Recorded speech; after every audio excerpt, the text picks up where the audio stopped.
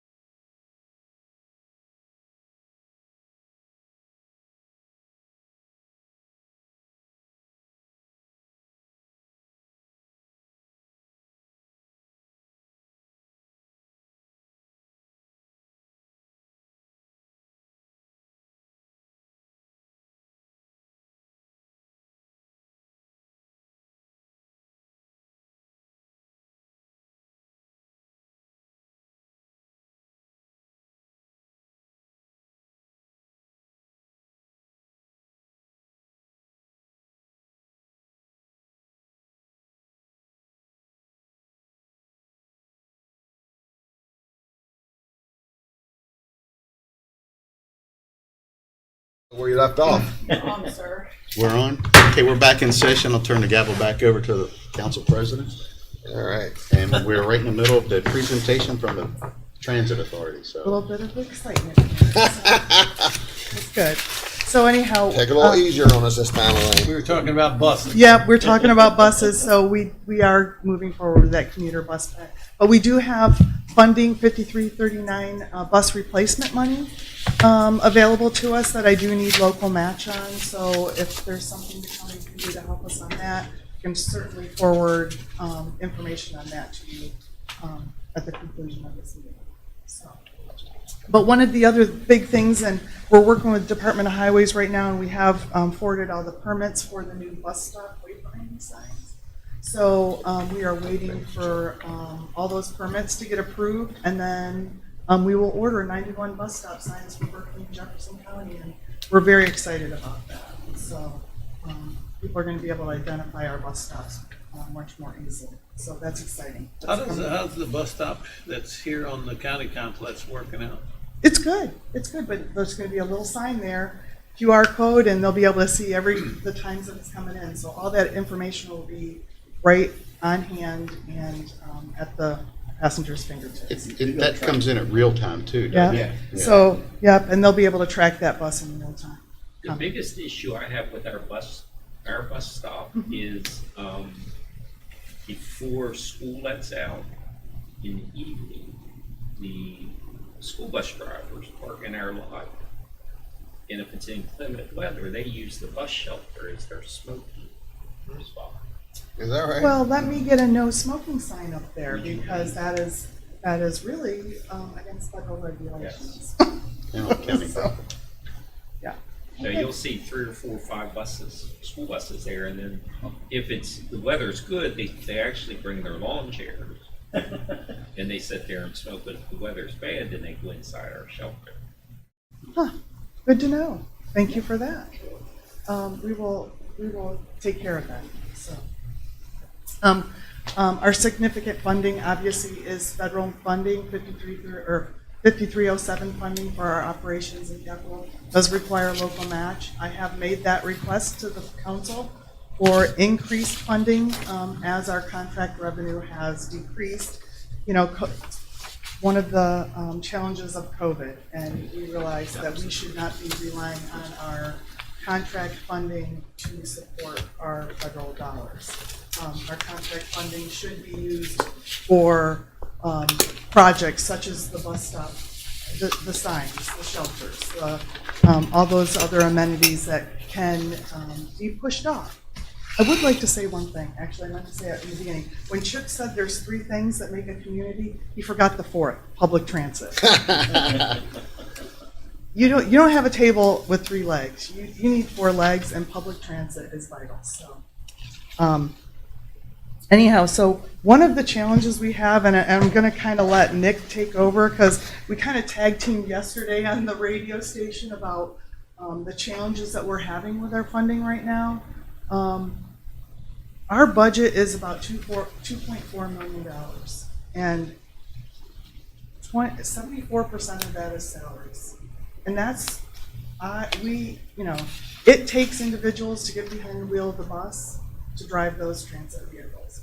Whether it's non-emergency medical transportation, demand response, which those demand response trips are individuals that are not Medicaid.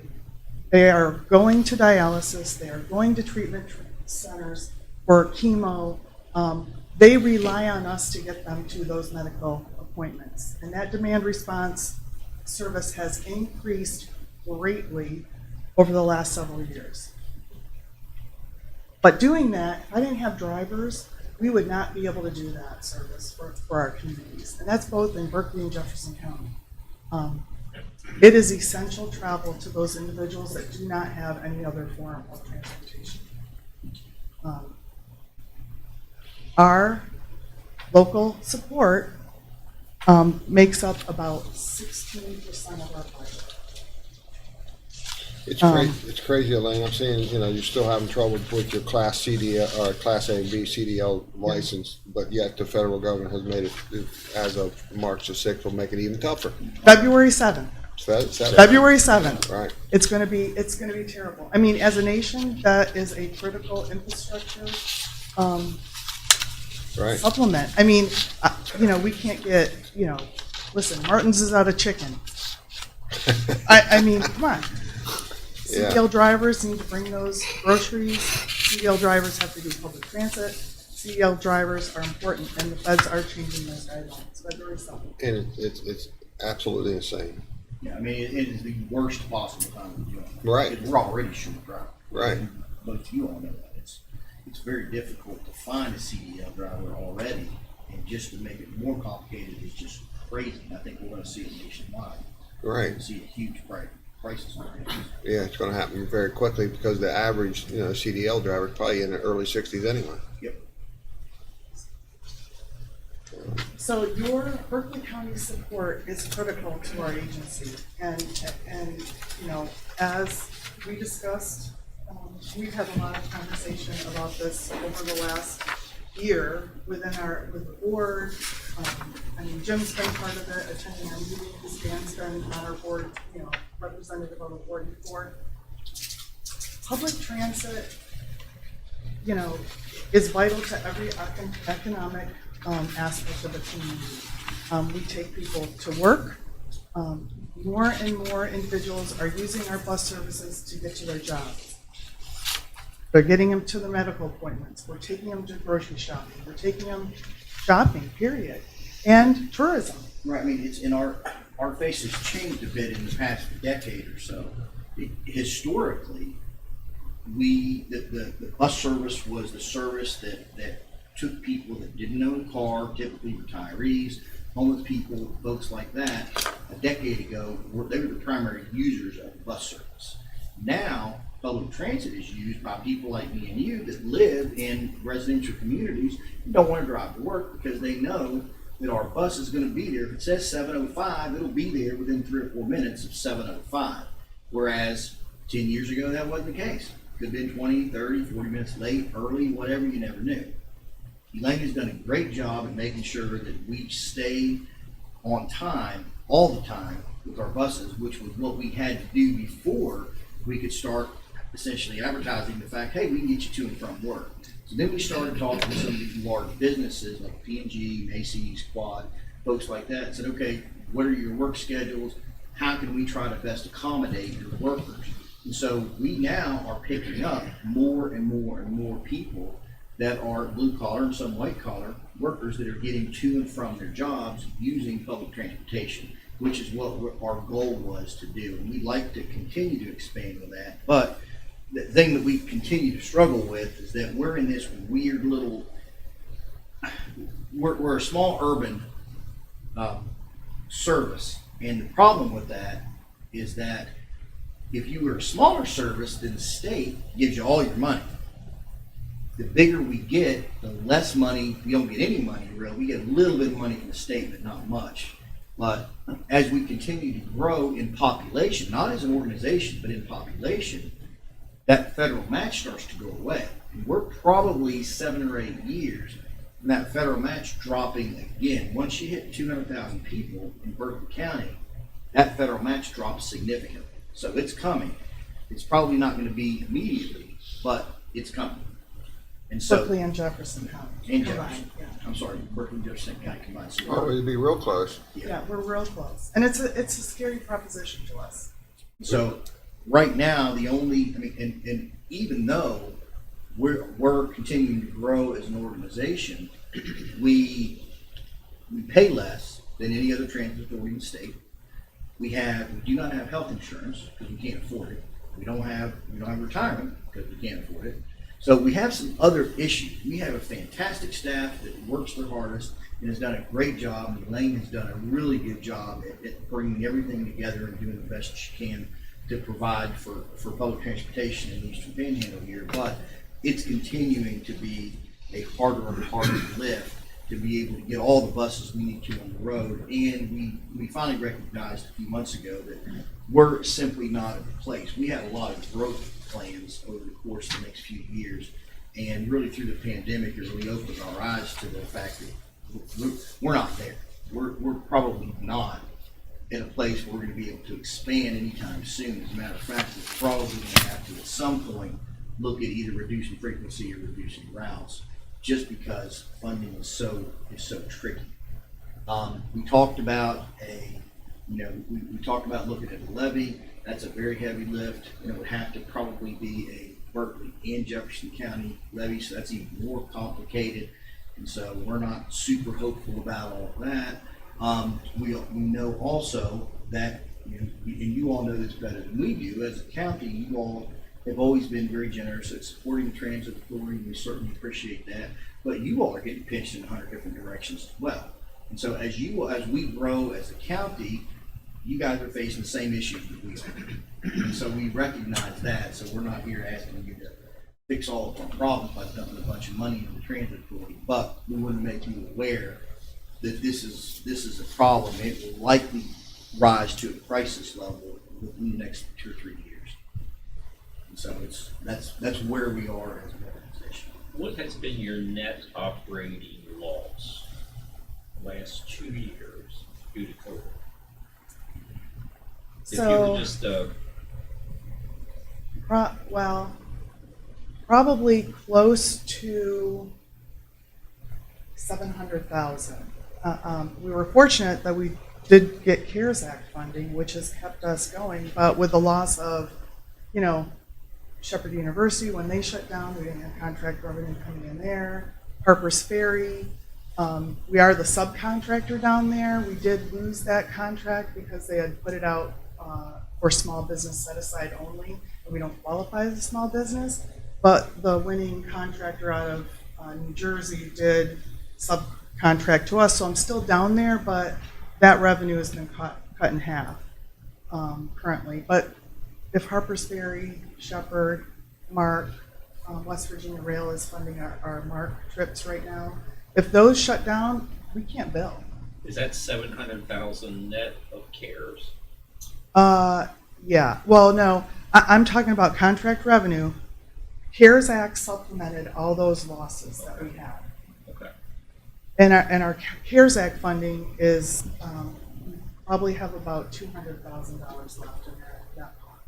And we're only using it for salaries right now. But, we continue to have challenges for that contract revenue, and, hindsight's 2020, looking back, I wish we could have structured things differently with that contract revenue. But I've asked for a little bit more than normal. I'd really like you to consider. At least you got here before Nick did. That's right. I should have timed them. Ignore Nick. No. So can you tell us, it looks like you're asking for $90,000 more than you got last year. What's that, is some of that going to be used for match money? It's all match money. So how much is that going to benefit? How much are you actually going to? If what I'm you asking. give me the $150,000, I can draw down $150,000 from my federal funds. So it's going So that becomes $300,000 in operating expenses, Right. which is impaired. Right, so that's big, but you're asking for reoccurring expense, so you're asking for more than just a one-time stipend here. Yeah, that funding level needs to be sustainable by the county, by the city of Martinsburg, by Jefferson County, by all the municipalities that support me. I've asked for increases from everyone. So that $300,000 is going to be used for what? Salaries, operating expenses, How much you requested from the city of Martinsburg this year? the same amount. 150. Is the majority of your routes inside the corporate city limits? Berkeley, City of Martinsburg and Berkeley County are about even. So a majority of our routes are run within Berkeley County and the City of Martinsburg. We have 2 routes that run in Jefferson County. Out of the 11 routes. All right, so you're talking about restructuring your contracted services, or you wish you would have done, how are you thinking? Well, I think what I mean by that is I would not have operated, if I could turn the clock back and be in charge 10, 15 years ago, I would Knowing not, what you do now. knowing what I know now, I would not have relied on contract revenue to meet operating expenses. It doesn't make sense. That contract revenue should be set aside for our local match on our 5339 capital replacement, on any federal funding I get for projects specific, like the bus stop signs or bus shelters, because that way we're able to fund that stuff ourselves. How dangerous would it be to bank on grant funding to do that? Although I think your business is heavily reliant upon grants, right? Well, my grant funding is based upon my ridership, and, Okay. and fortunately, the Federal Transit Administration is allowing next year's funding to be based on the 2019 ridership, because across the country, ridership has been affected because of COVID and people working at home, telecommuting, whatever they're doing. Doctor's office is not opening. And the part of the problem with grant funding is almost all of it's federal. And with federal grant funding, you have to have a local match. Cannot do it. And so we're actually in a situation now where we could probably pull down a little more money if we had a little more local match. So, and that's probably, that divide is gonna get worse, we're afraid. That we're gonna be leaving some money on the table just because we don't have a match to do. What's the sweet spot for the match? Well, what do you mean? Is it usually it's a 50-50. So So it's I- 100% match. But how much more local match would you need To be able to operate the way we need to get that optimal $1 million control total, down? from $1 million. $1 million total, total, which is which is a heavy lift, and that's, I mean, I am which would leverage how much federal money? about 1.2 million. Okay, so I know years ago, there used to be a formula. Yeah.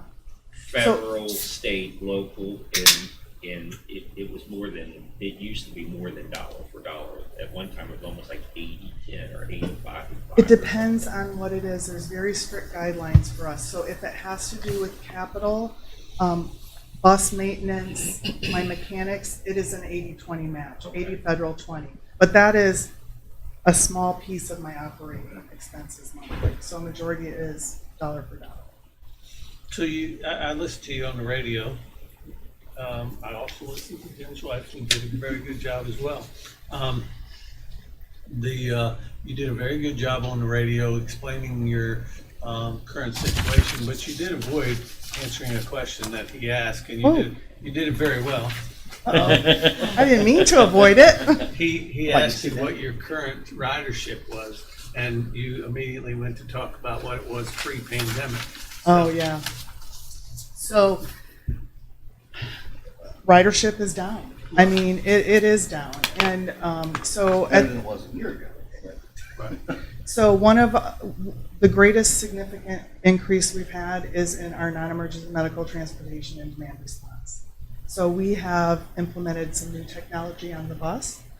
Our route, and we did go over this at the board meeting on Monday, which Amanda and I were pretty shocked when we pulled our second quarter ridership numbers for the routes. It did show a decrease of 36%, but part of it is we've pushed our drivers to a technology-driven passenger counting system, and we're kind of going back and circling in to see if there are some issues with how my drivers are reporting it on the tablets. Are they actually hitting the sweet spot on the tablet to mark the passengers boarding and alighting the vehicle?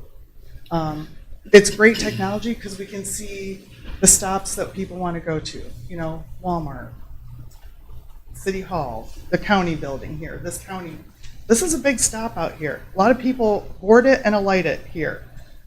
So we have that ridership data, but if my drivers aren't hitting the button in the right place, we probably are missing, or we're not getting it counted. So we're going to circle back.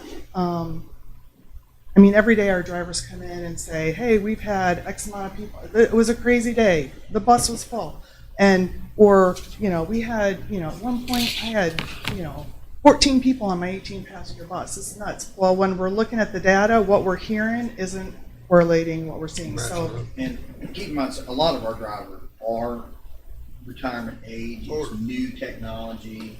Technology's scary to them, so we're gonna go back and we're gonna revisit that. We have some mechanisms in place that we can go back and review and audit those numbers, so we're gonna do that. But we were shocked by it, because, So you still have cameras on the bus? we do. We're gonna go back So and you can look at them. we can look at them. So the reason for not a direct answer is because you don't have one. I really don't have one.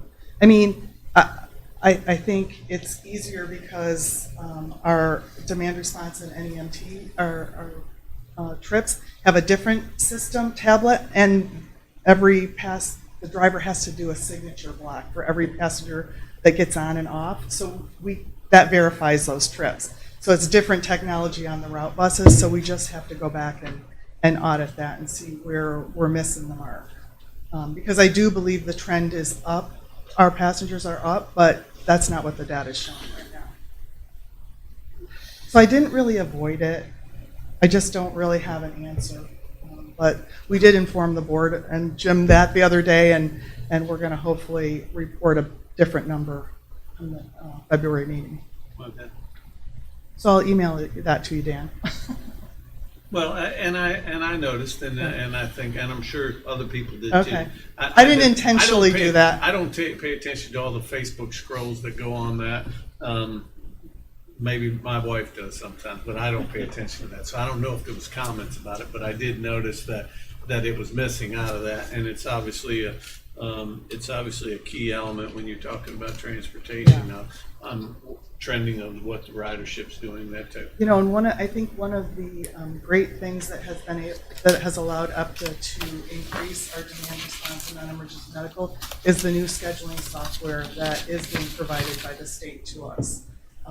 We could never afford that software any other way. And it optimizes our vehicles and the load of each vehicle. So if I've got a driver down in Jefferson County doing a pickup and somebody says they're ready for pickup in Berkeley County, the software automatically updates, and even if this driver was supposed to pick up this driver, if I got another vehicle over here that can pick them up, it's going to automatically shuffle it, and it's all, it's not driven by the human, it's the whole, the IT. How much in-kind service does the county give you guys? Do you have a number? About $7,500 for the phones, and internet. We do have our MOU with vehicle maintenance, although you guys have bought a bunch of new vehicles, so we're not, that revenue is down a little bit. I'm trying to keep her busy with our 1978 airport vehicles. No, and I think that's another really important partnership that we have with the county, is that the maintenance on the sheriff's vehicles and the county vehicles.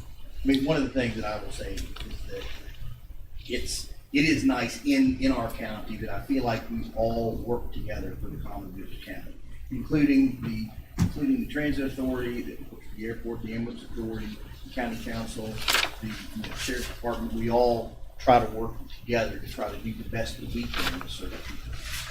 I very much appreciate that, because I think that comes from the top down. I know Gary and I have already had conversations about all our IT stuff for the new building project, so Gary's going to be a really integral part of that conversation when we get to that part. So. Yeah, I wasn't going in there. Oh, okay. Well, I know that's going to be a large expense, that's for sure. yeah. All right, anybody else have any questions or anything? I do. The Silver Line going to Ashburn, does that have a target ridership? So yes, and I do have that, but we're going to have each vehicle will have about 34 seats and 2 wheelchair compartments. So right now that target is 64 per leg, right? Because we'll make 2 trips down and double that, 128 per day. But the data shows when we did the 30-day public comment period, it showed that the demand would be greater than the seats we had. So the Michael Baker and the MPO and EPTA have gone through, and we've actually devised a 3-trip plan Monday through Friday if we can get the 2 vehicles from the state and the funding for it. So would you say that most of those are going through the school system locations or some type of business locations? No, I think it's business. So I think because when you head down, well, here's going to be the benefit of it. If somebody wants to go ride the EPTA commuter bus down to the Ashburn station, they're going to be able to hop on the metro and go right into Dulles, pick up their plane, not pay for parking, and the average cost is going to be $7 a leg. You know, that's what we're going to have other options to Less be than a able toll. to. Oh, yeah. Yeah, that's cheap. Yeah.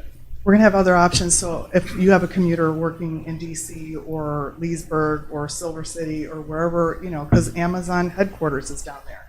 So through the public comment period, we do know where all these people are working, because that was part of the demographic study on that.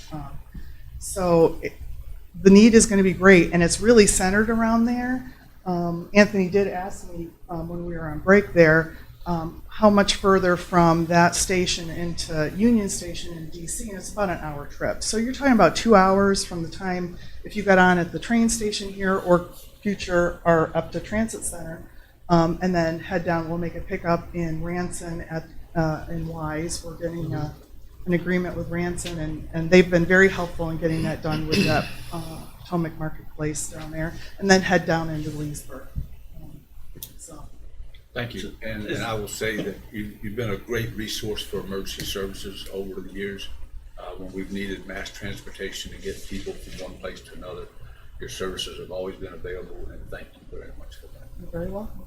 Is there room for like 10 bags? Because if I went down there with my wife, she would have all. So I have That's a what the bicycle wonderful rack's for. Bill Robinson, who is my division executive director for the Division of Public Transit in Charleston. He said, if I'm going to fund these vehicles, I want a place for luggage and fishing poles. So yes, there will be room for fishing poles and luggage and Wi-Fi charging stations at every station. This is not going to be a regular, this is a commuter bus. We are going to have Wi-Fi. So The drink service on it? All of that. Bring your own. That's right. there was something else I was going to ask you, and I just lost the thought. I'll ask you when I think of it. Well, Lane, I'll apologize if I say this incorrectly, but I think quite a few years ago that you said that this would be temporary for you and that you may be moving out of town and stuff like that. But if that was the case, I'm certainly glad that you're here, and it sounds like you're very happy and you plan on staying here. So That was the one she was training that just left. that was, so, no, this was her. I thought. no, I know. Well, my husband has been transferred, so he is down in Virginia. Yeah, right. And he comes home on the weekends, so. Okay, so this plans on being your home for a while. Well, here's what I've committed to the board. I am committed to see the building project through. So, and then, and I'll probably stay maybe a little bit It's gonna be a past 10-year that. construction, right? At least a decade. I'm going to say 4 to 5 years Yeah. is probably realistic right now. Well, what I'm trying to say in a very nice way, thank you. Oh, you're very You're doing a welcome. wonderful I job. appreciate each and every one of you, and I always, enjoy talking to you and bringing you updates. I love my organization, and I'm very proud of the staff we have there. I don't think any, first responders, teachers through this pandemic, everyone gets accolades, but across the nation, they forgot a really critical staffing force through this pandemic, and that was the transit drivers and transit people, because without them, people wouldn't be getting to work. So it's really hard for you to recruit a younger working staff. It is. So it sounds like a lot of your drivers and anybody that you would hire would be old enough that they're getting their insurance somewhere else other than, right? So the sweet spot for employees, you might be able to attract young employees, which they're Superman and Wonder Woman, everything like that. They're never going to get sick. But when you get into the sweet spot of where people really are committed, that's the window that you're missing. So I lost two young staff members, Amanda, who is taking this job in Northern Virginia, and then Vinnie Powell was doing our marketing. But once again, I mean, I was hoping I'd hang on to him for a little bit longer. He redid our website. It's fabulous if you haven't been to our new website. But once again, he had a job growth opportunity, and how can you say no to that? You have to be happy for them Absolutely. and move on. You know, I will pour 150% into the next staff member and hope that it sticks and that they love this area as much as I do. I mean, listen, I grew up in Western New York, but I call West Virginia my home. So I love this area, and I just want to see it prosper, and I want to see this agency grow. So I just thought of two things. One, what is this, if the buses that are going to Ashburn, what is the sweet spot when you have a bus like that on occupancy though? Because obviously you never want to be 100%, because if you're 100%, people are not riding the bus because they can't get it. So what is that occupancy load? Per vehicle? Yeah, the sweet spot though. I mean, are you looking, I'm sure there's a number that says you should be at 80% or, you know. So in the study, it currently said, we're hoping that at day one, if it's 40%, right, that's a win, because I'm going to hopefully have the CMAQ funding to offset the revenue. I mean, ultimately, it would be great, and how we've structured the funding of it, that fare box revenue should cover the cost of that commuter service moving forward, with the exception of the capital replacement, right, of the vehicle. So the operating costs will be covered by, and that was very critical to us in the study, is that if whatever cost is going to be per seat, per leg, or however we're going to do it, that's all been worked out in the plan. So I think when we open this pilot program to Leesburg, to the Ashburn station, if our per 40% capacity, that's a win, and then it's just going to grow from there. So when you get to 80%, 90%? I think if we get to 80%, we have to evaluate if a second or third bus needs to be. Okay, yeah, and that was my question. Yeah. This additional funding you're asking for, you said it's going to go into payroll. Is it for new payroll, or increased payroll to be able to retain and keep employee levels high enough so that you don't lose employees? So several months ago, the board had increased our operator's salary. We were in a little bit of a conundrum a few months ago. We just could not attract drivers. And if we did attract them, we were losing them as quick as we were getting them. And so we raised that hourly rate quite a bit, I think about $3 an hour, just because we had no choice. We wouldn't be running anything. And we did that knowing that was ultimately not completely sustainable, but we had to have drivers. And so we're like, we rationalized it at the time, said, okay, if we have to cut a route because we don't have the funding, that's what we're going to have to do. But we can't continue to be training new drivers every week. So you're looking for like quite a few Ralph Crandons then, huh? What do you think, Alice? Exactly. Listen, the drivers, and that was a great move, and I appreciate the board listening to me and saying and going along with it, because once they did that and they approved that, we kind of lost the hemorrhaging of our CDL drivers, and we were able to maintain. But it's going to come back because you just caught up. Right. Yep. And Charlie Hall, who I'm sure you all already know, is he is the chair of our finance committee, and he probably stays up at night worrying about it. So he's You want to say anything, Charlie, before we go on? Sure. Okay. These people here know that there never was an opportunity for me to talk that I didn't have something to say. You got lunch in 30 minutes, Charlie. Well, keep it really very briefly. I want to make 2 points.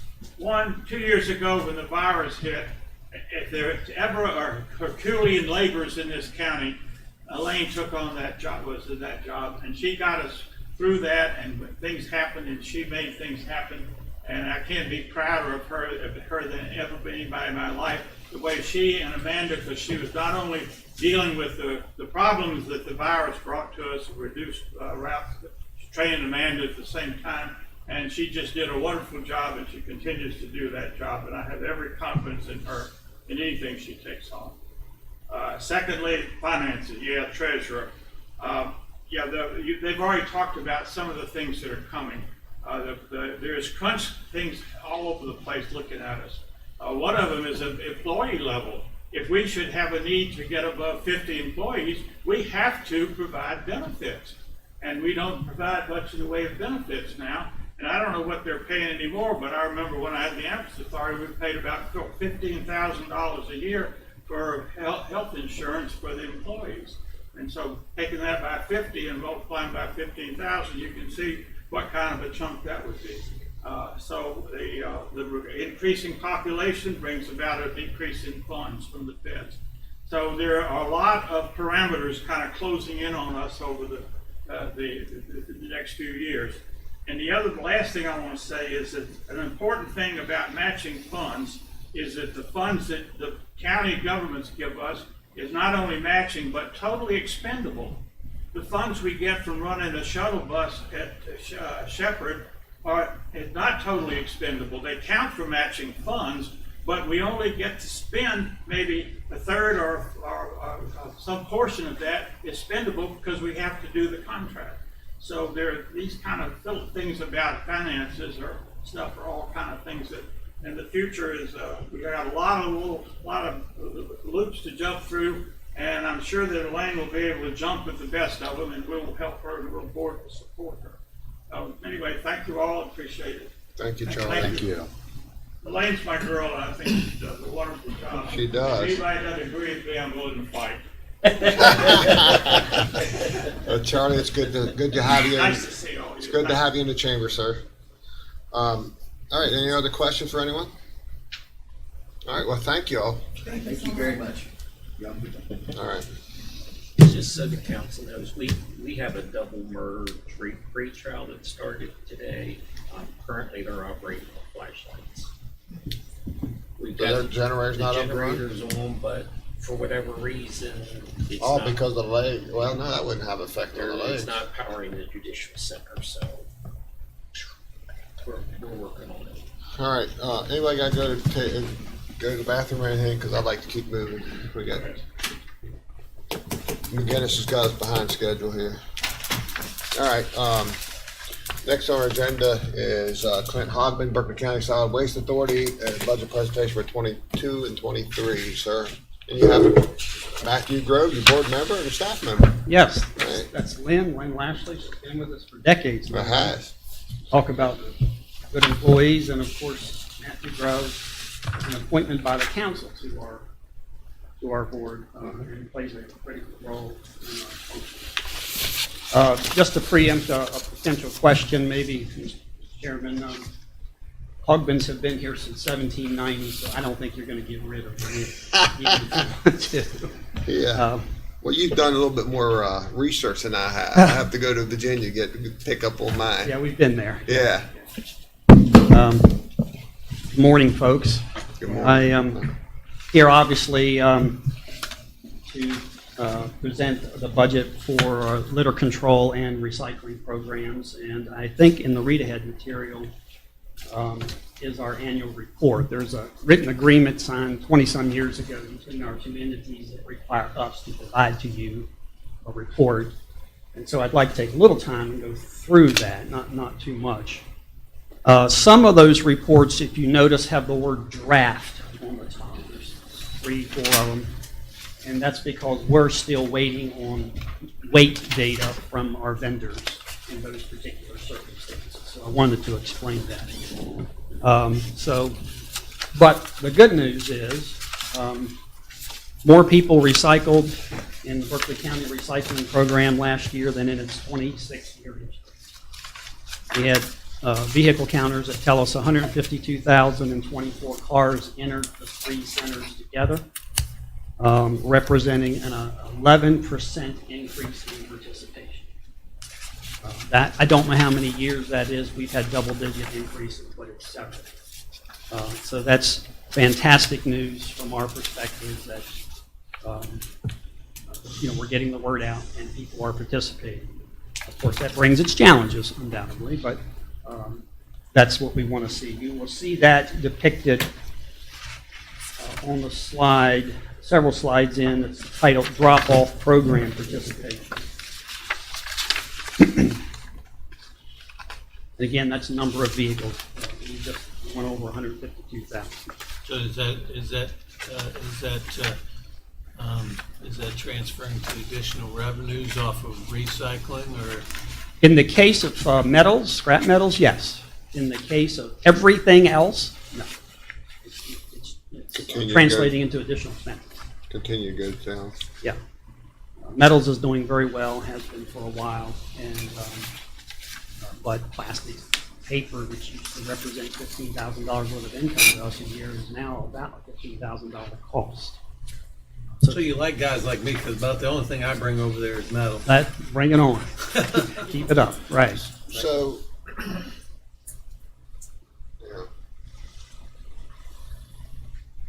is there any way that someone like Trex would be a good contract with? Well, we do work with Trex, with Okay. our plastic bags. We collect bags at 2 centers. They are held in a tractor trailer. When it's full, it goes to the rescue mission. The rescue mission bails it. It's a requirement of Trex that it arrive in Winchester and Right. bail. And they pay for that bag, and we donate that money. It's a couple $1,000s a year. We donate that to the rescue mission for their services. Right. Otherwise, without them, wouldn't happen. Mhm. We wouldn't be able to offer that service. Okay. But yeah, keep thinking, because that's the type of partnership that makes us successful. Right. I seen somewhere where there's I don't know where I read it, about a tax or a fee that's going on now for plastic bags. That's Loudoun County, Virginia. They just Right. implemented. Is that money going directly to recycling? I'm not sure of their program. There are bag tax programs, including most of the state of Maryland has them. And what they do is they typically use those to encourage tote bags, distribution, purchase and distribution of reusable bags. Going back to participation, you'll see that participation at the Grapevine Road Center specifically skyrocketed. And if you look through the others, you will see the other 2 sites, you'll see that participation at Hedgesville also climbed, our small site out of Hedgesville. However, participation fell at the Inwood site. And that is very easily explainable in that throughout the year, we, fortunately, due to funding reasons, we discontinued plastics at the South Berkeley Recycling Center. We actually discontinued it program-wide. And then Sorga came to us and said, hey, we think we can help you here. And Sorga set up a container at the Grapevine Road Center. And so the public shifted and started using the Grapevine Road container, the plastics program. So the participation skyrocketed at Grapevine, and it fell at the South Berkeley Center. Frankly, that gets into a little tricky situation for us, because this gets into the legal world, where Sorga is technically not a recycling operation. They make fuel, it's called resource recovery, but we think we dotted the I's and crossed the T's there, and we're able to still offer that service, thanks to the kindness of them. They not only provide the service, they provide the container, they empty the container, and they do it. Yeah, moving on, if you go to, there's a chart titled,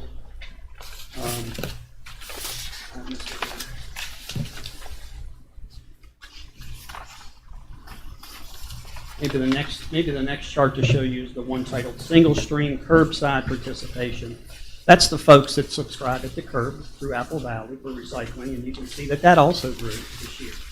That grows every year. Yeah, if you look at the chart, we were just talking, we had a board meeting last night, we were just talking about how steady increase that is.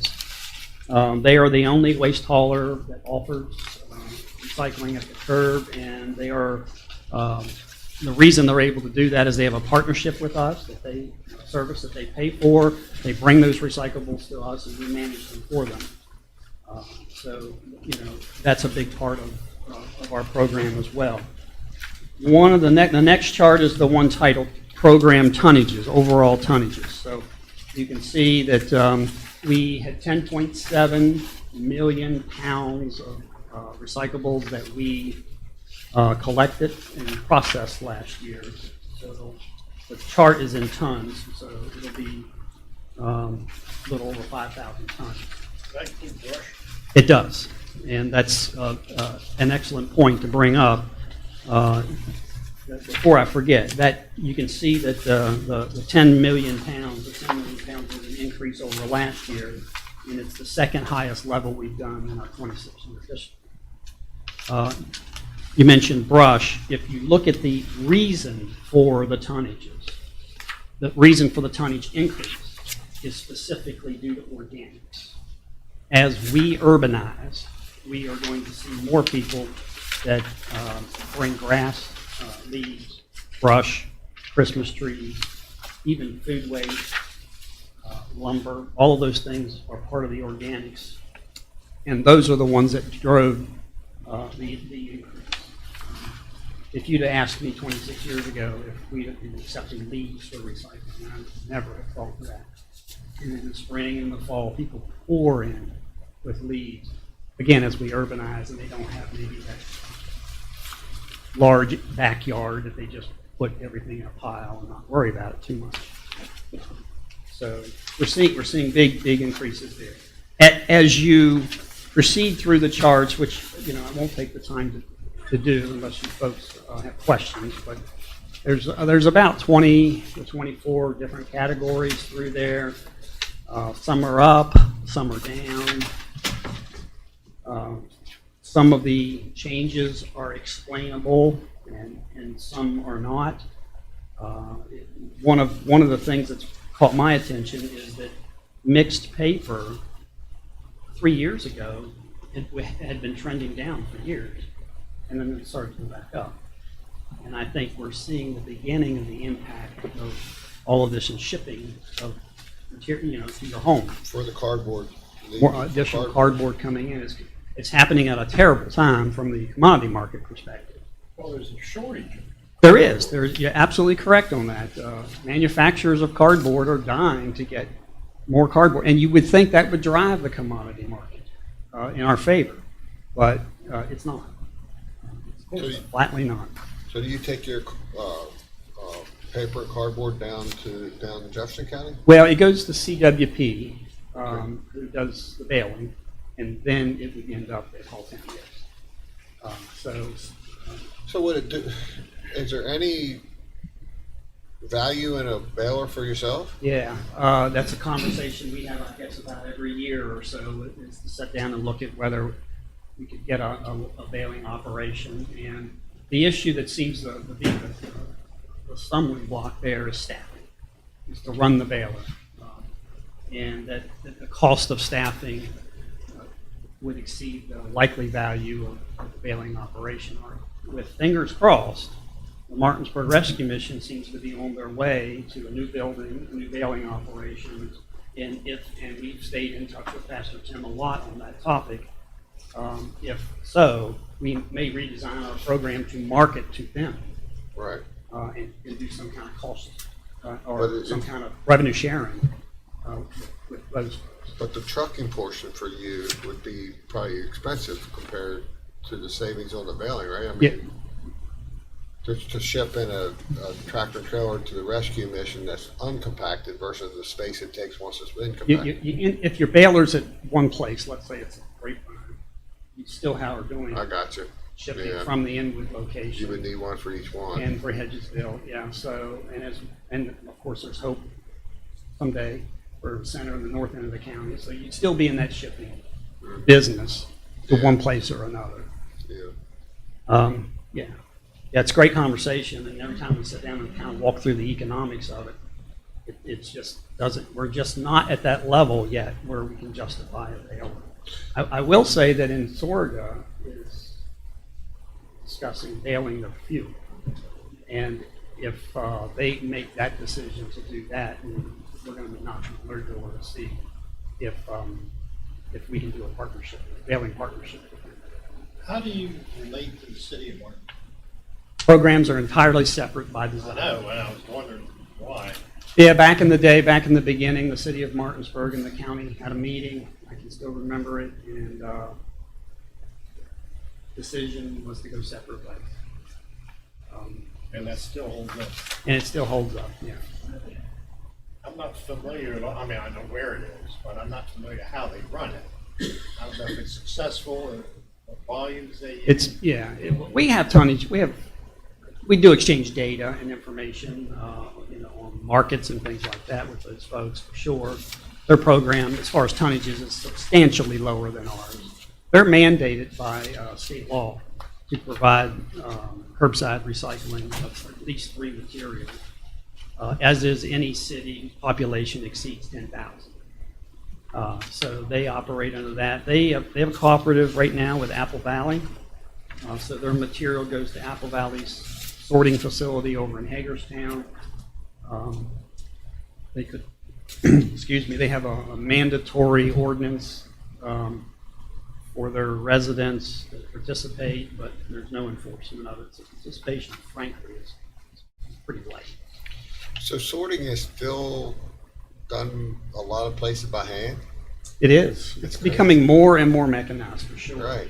But in many applications, That's crazy. it's by hand. Yeah.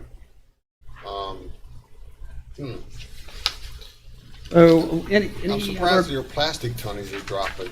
Yeah, let's talk about that. I mean, They it's a did. good thing because it's cost you money, but at the same time, why is it dropping? It's completely unexplainable to me. It's not only just that it dropped this past year, it's dropped several years in a row.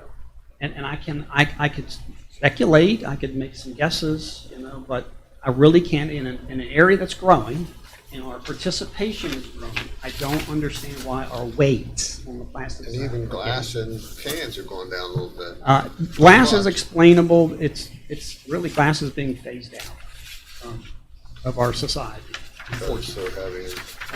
We're getting phone calls to the development, the county's development authority, where manufacturers of fiberglass who need recycled glass.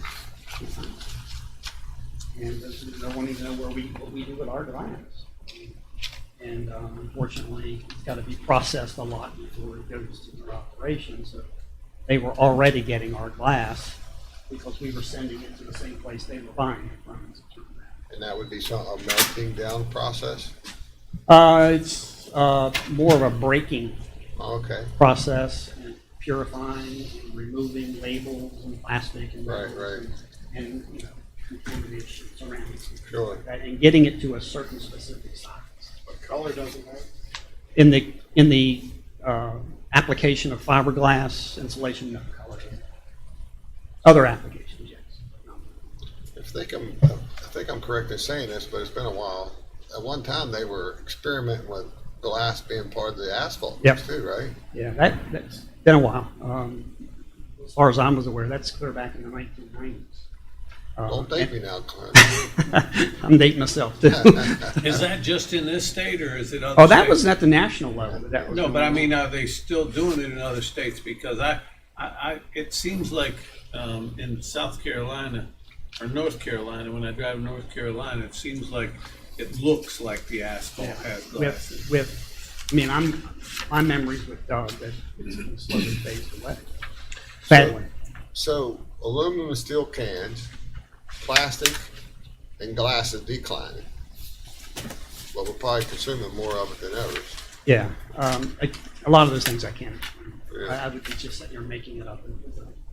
For example, I read a lot of articles in the industry that plastic is being what they term lightweighting. It used to be let's say a water bottle was thicker than it is Right. now. They have figured out how to make it. Kind of like the electronics. Right, and if you look at the chart, you'll see our electronics has fell way So it down. probably went up and The number of tractor trailers that we're shipping out going up. are actually about the same, a little higher, Because but of the flat screens, right? exactly, we're going from away from CRTs and to the lighter TVs, and they're about out of the area, it appears. Our partner on electronics is a company called MRM. They're an association of manufacturers, and they made that observation about Berkeley County's programs. Their weights are way down, and but your shipments to us are the same, and it looks like your CRT weight is out. So yeah, I can't explain all of those. I won't sit here and try to pretend to. There may be some logic to it. In the end, the organics are skyrocketing and making up for a lot of things. Any other questions on the recycling? If not, I'll move into the litter control program. I will, maybe I should take a moment and go over this chart titled Program Incomes. This is a little snapshot into the trending of our budget. If you notice the distinctive gold line that's in the center that rises sharply at the end, that is funding that the Solid Waste Authority has contributing to recycling. And I'm proud to report that over the past 10 years, our funding that we've contributed to the recycling program is up 435%. And that is been a long-term goal of ours, has been to be closer and closer to being self-sufficient, and that's proof there that we're making those steps. We've been able to do that predominantly because of Insorga. Well, in Sorga, now you'll have the state too coming in, Well, some of that stuff. Right, well. That starts this year, right? That starts, it does. It's implemented over 5 years. Right. Correct. And frankly, I'm going to echo the comments of the presentation before us. We lost 2 wonderful employees in 2020 due to better job opportunities. We suffer terribly from low pay, no benefits. Yeah, I'm not saying And I'm not saying you're going to be rich. But My point is that money has to go to stabilizing our recycling attendance. Literally, frankly, folks, there were days throughout last year that I didn't know who was going to open up a center tomorrow. We lost those 2 young men, and it took us 10 people to get to new. filter through. I know I'm not saying anything new or anything different that anybody else is experiencing, but $10, $12 an hour doesn't cut it. We were able to use the first year of that funding to move people up to $13, $14, $15 an hour, and we have to take steps into benefits, or we just cannot sustain those employees. If you look back to the trend chart, you look at the dark blue line, you see that it's flat, maybe slightly trending lower. That is the funding from the council, which we tried to work hard to keep as much off the tax dollar as we could, while sustaining higher cost, higher tonnages, higher participation, and so on. That is over the last 10 years, if the council was to award us our amount that we requested this year, that would still be a 17% decrease when compared to 10 years ago. Let's see. Litter control program probably won't take as long to go through. It is not near as complicated. There's a chart titled Litter Enforcement Complaints. As the council is aware, we have a partnership with the Sheriff's Department, and litter complaints come into our office on a daily basis, and we have to evaluate Lynn's. One of her responsibilities is to evaluate whether that complaint is more for roadside, more for Department of Highways, more for stream cleanup, more for enforcement by the sheriff's department. How, the litter complaint I had that one time, right there next to the Chinese restaurant there on Eagle School Road, where they, donation boxes had sat. Yeah. And they had been taken out and the trash is there. Yep. How many sites are like that? Well, there was probably as many as 5 or 6 at one time, if you go back a year ago. Yeah. They're gone. The only donation bins that are out there are Goodwill and Planet Aid, and those are 2 good, responsible companies that go to those bins frequently and pick up what's on the ground. Yeah, I know when they're at Walmart, it's pretty bad. Yeah, but that should be Goodwill, if memory, in Spring Mills, Walmart in Spring Mills. That should be Goodwill, and I would be pretty surprised if Goodwill doesn't get to that. We had The a, ones there at the Lowe's. right, that was a yellow bin, that was Yeah. Planet Aid. They actually pulled out Yeah. there for a while because of just, There's 2 of them in there now. yeah, they put them back. They They're actually further off of Route 9 than they were. They're not all the way down, but they're about halfway back now. yeah, the 2 that I'm thinking is between Lowe's and Advanced Auto Parts. Yeah. Is what that is. Yeah. That's a city right away, and they work with the city. And that, Actually, the city says it's not a right of way. There's well, the sanitation department claims it's a right of way. So they've been working with Planet Aid on that. But you're right. That's been an ongoing area. Apparently, there's some belief that the storage facility across the road may be contributing, not the owner of the storage facility, but people who are emptying out Right. just see those bins over there and just plunk it on the ground. If that's the case, then they just need to move the bin somewhere else. That's the application. But, a lot of those bins were cleaned up and are gone. The problem ones are gone. They were marked New Hope Church, but it's not the New Hope Church here in Berkeley County. I don't even know really who they were. We made numerous efforts to get to them, and then quite frankly, we just took some of the bins. And we've got them waiting for them to pick up, which we don't expect them to do, but we're tired of cleaning up. And the roadside crew, Mike Klein's crew, is very, very, very helpful, helping getting that done. Yeah, the one biggest TVs I've ever seen, there must have been 2 or 3 of them in there, mattresses. Yeah, it's ridiculous It is stuff. visible. People not even trying, for sure. Back to the report, litter enforcement complaints is the number of times we contacted the sheriff's department, and I will compliment the sheriff's department. It's significantly improved from the last few years. We had a situation basically where about 2/3 of every complaint that went to the sheriff's department, no one even responded. Now it's substantially better. I'm very pleased with Sheriff Harmon's work, and he has re-engaged Lieutenant Gardner, who was a litter control officer at one time, and was a lower rank, and Mr. Gardner, Ron Gardner takes that very seriously. Adopt a Highway, of course, that's a state program that we encourage volunteers. You can see that it's still somewhere between 40 and 50 groups that are active. PPOD is a state program to clean up open dumps. We work closely with them with the larger problem dumps. You can see they cleaned up 6 of them last year.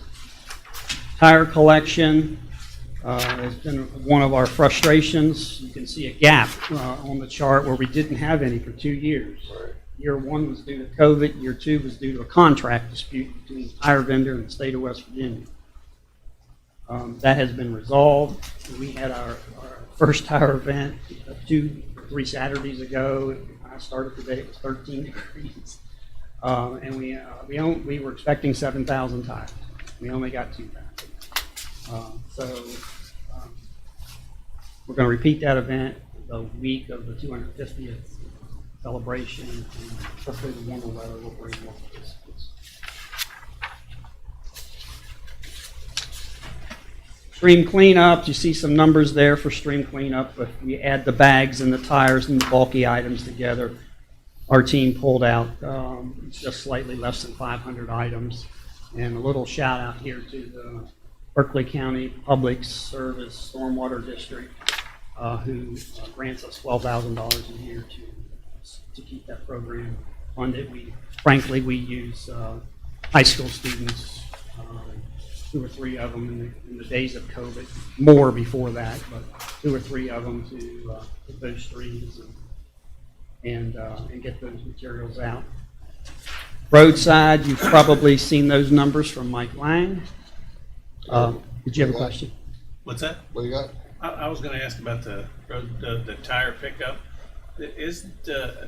What do they charge at the landfill to take tires, do you know? It's only like a couple dollars, isn't it? Is it $5 tires? No, it's not that much. It's like $2, I think. Huh? She's saying $4 that it recently went up. I don't know that it's that much. I called them up. I'm pretty sure I called them up, and it was only like $2 or $2.50 for a tire without a rim on it. It was pretty inexpensive. Yeah. And I'm just attributing that maybe that's why, as opposed to sitting in a line for an hour to drop off tires. Right. You spend $20 to drop off a few tires Yeah. at the landfill. I think it was just sort of everybody's feeling that a couple weeks ago that we just got socked with cold weather and people didn't want to load their tires. And we'll find out in that. Roadside Cleanup, you can see they did just under 4,000 items last year. And keep in mind, again, a little shout out here to one of our partners, Apple Valley. Say we can't not talk about that. Right. Apple Valley takes those, it takes the waste and if it qualifies for fuel, it's taken to Insorga. If it doesn't, it's taken to the landfill. Apple Valley has emptied 126 containers since we started in 2018. It's just shy of 600,000 pounds of material from the 2 cleanup efforts. And not only have they emptied them and provided the transportation, they've paid the bill. They've paid the disposal bill. It's huge. And it's, I don't really know the dollar value of that, but it's got to be tens of thousands of dollars that they're just quietly making happen. Apple Valley doesn't do dumpster service though, do they? I mean, the regular, like, For businesses, you Yeah. mean? Yeah, their PSC permit only allows residential. right. So that's a very complicated and ever-changing topic. I'll talk about that just in a second. Yeah, As far as it relates to waste hauling in the area. yeah. In fact, I'll go there now. They're under the Insorga report. You'll see the first chart for Insorga. Their intake was substantially down last year. And that is driven by panhandle dumpsters. The new waste hauler has come into the area. They do not have any permits to dispose of our waste in state. Everything that Panhandle picks up is taken to landfills in Pennsylvania. They do not have permits to either use LCS or Insorga. They're primarily targeting residential. They do commercial, but they are targeting residential. The loss of business to Apple Valley has hurt Insorga. In this way, that you can see the amount of material, because Apple Valley is a partner of the Insorga operation. And I don't know where that's going to go. That trend of going down cannot continue. I know Insorga is concerned about it. We're concerned about it. And it reflects in this budget request because the lower revenue that we would receive from it, we asked the council for about $10,000 more this coming fiscal year because of the trend of Insorga, the loss of that revenue from them. It boils down to prices, though.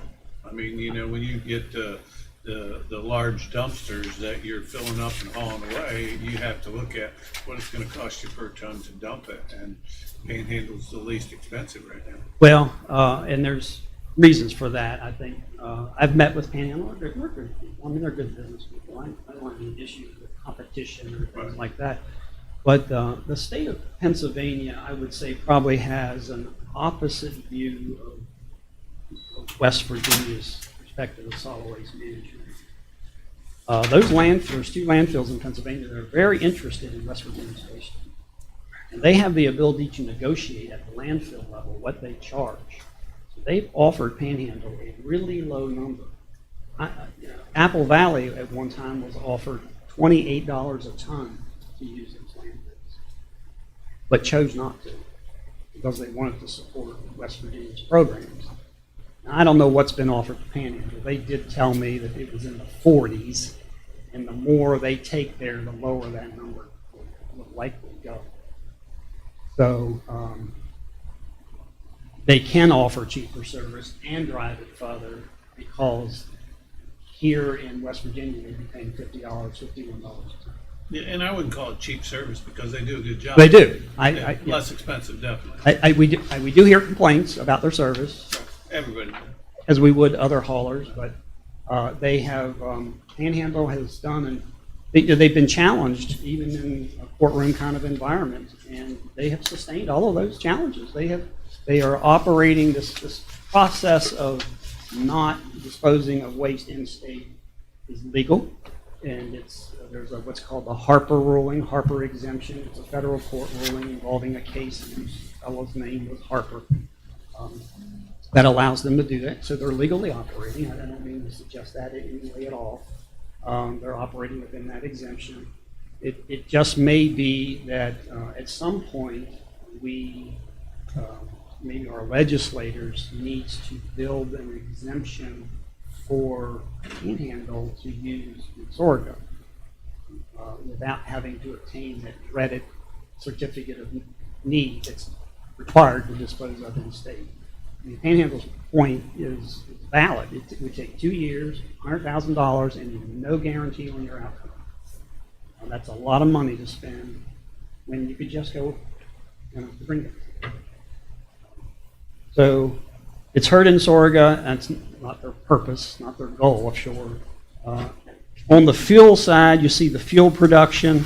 There's fuel production, the amount of waste, or the amount of fuel they sent to Argos was also down. Some of that is driven by the Panhandle topic.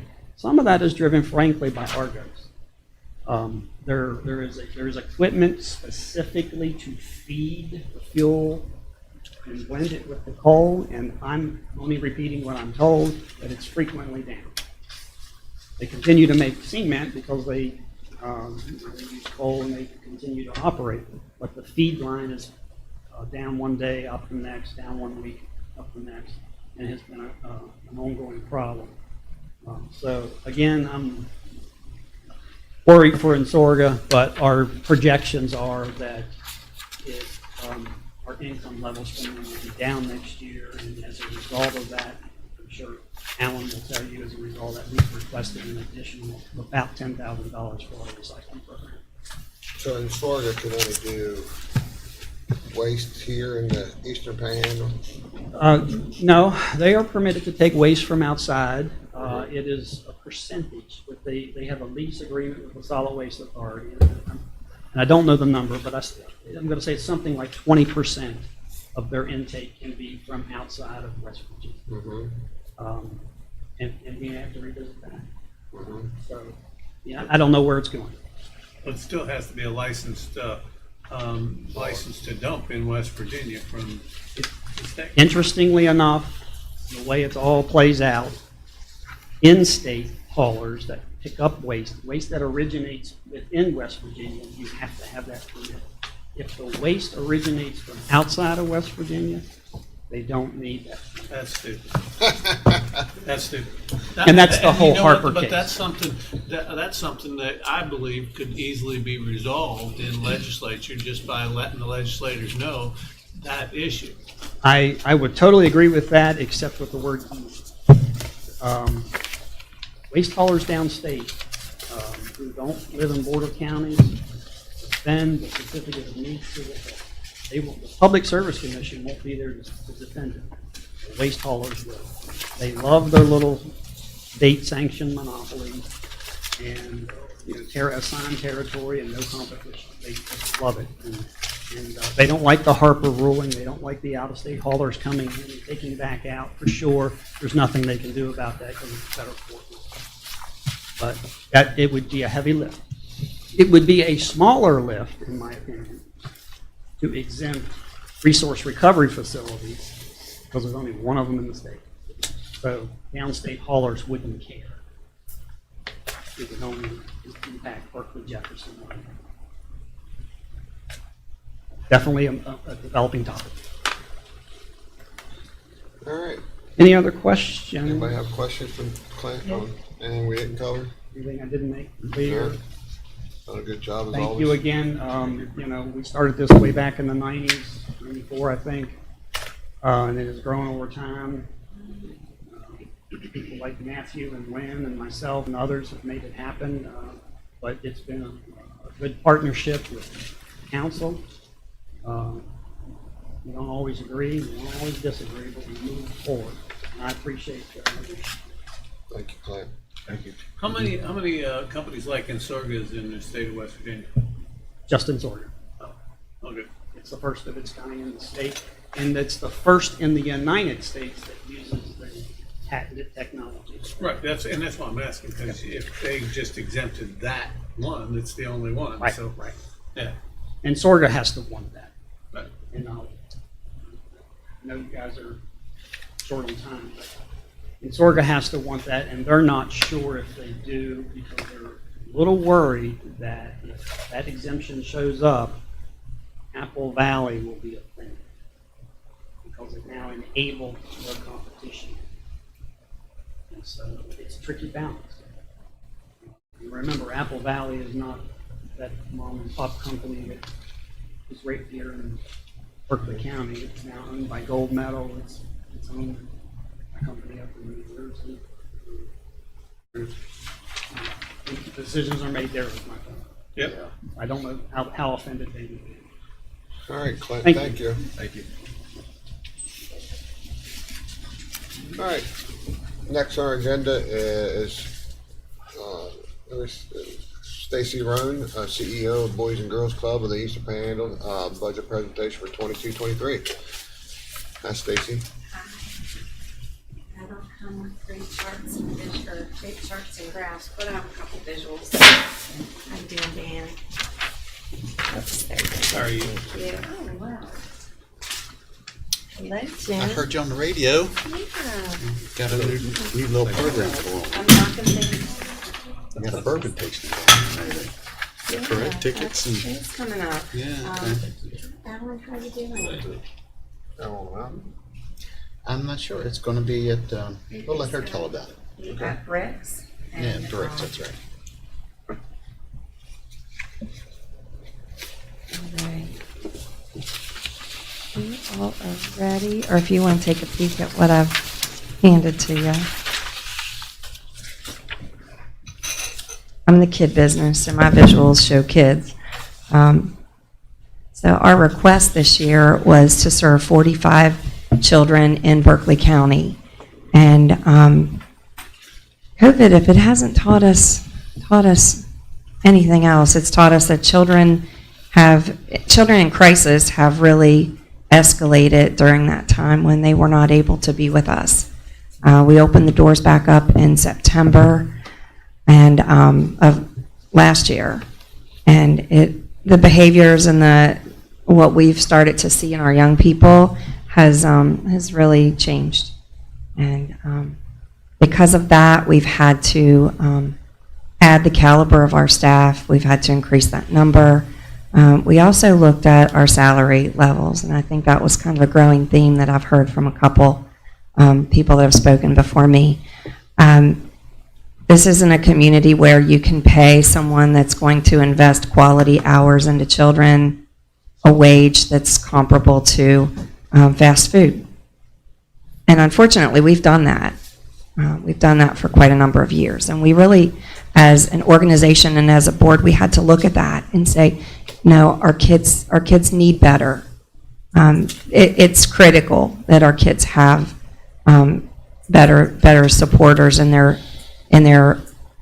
field in Boys and Girls Clubs. So one of the things that we really focused in on during COVID was, how do we train our staff? Because this is a whole different world now. Kids' needs are very different than they were 5 or 6 years ago even. Another thing that we've recognized is that young people who are living in an opioid-affected home, it's become increasingly vital that we're there to provide additional support for that. A couple years ago, we applied for and received a Department of Justice grant to provide it's 6 weekends throughout the year, and then in the alternating months, we were providing one day a month of family wraparound services. And then we track that child throughout the course of the year. So they may be club members who come to one of our clubs, and this is for all throughout the Panhandle. It's not just Berkeley County alone. But through that program, we've been able to provide a nurse and a counselor who we stay connected with that family and figure out what is it that you need. I don't want to say that there's been any beauty in COVID, but I can tell you that when we had to shift our model a little bit and started providing meals to families, our demographic changed a little bit. And in that, we started to see families who were out in the county who needed food. When we started that process, we talked with our County Board of Education to figure out how can we be partners in a meaningful way that we're not duplicating services. If we were providing meals at the lunchtime hour and the county schools were doing the same thing, then that left a whole faction of families that might be able to still work but not get to the school in the daytime. If you think about a family budget, you provide meals for your family. That's usually like the highest and greatest need within a family. You want to make sure that your family's fed. When schools were open, kids were getting their meals, breakfast and lunch at school, right? And then when they came to the club, they were getting their dinner and snack.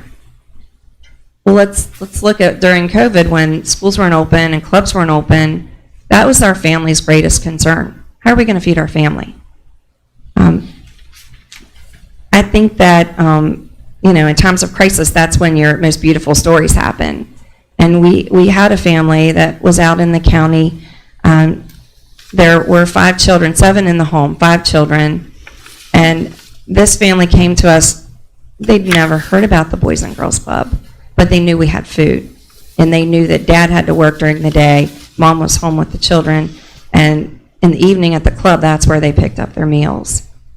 We developed this relationship with the family, and over the last 2 holidays, we found sponsors that supported their family with holiday gifts, because family of 5, low income, Dad doing the best that he can, and Mom helping take care of children.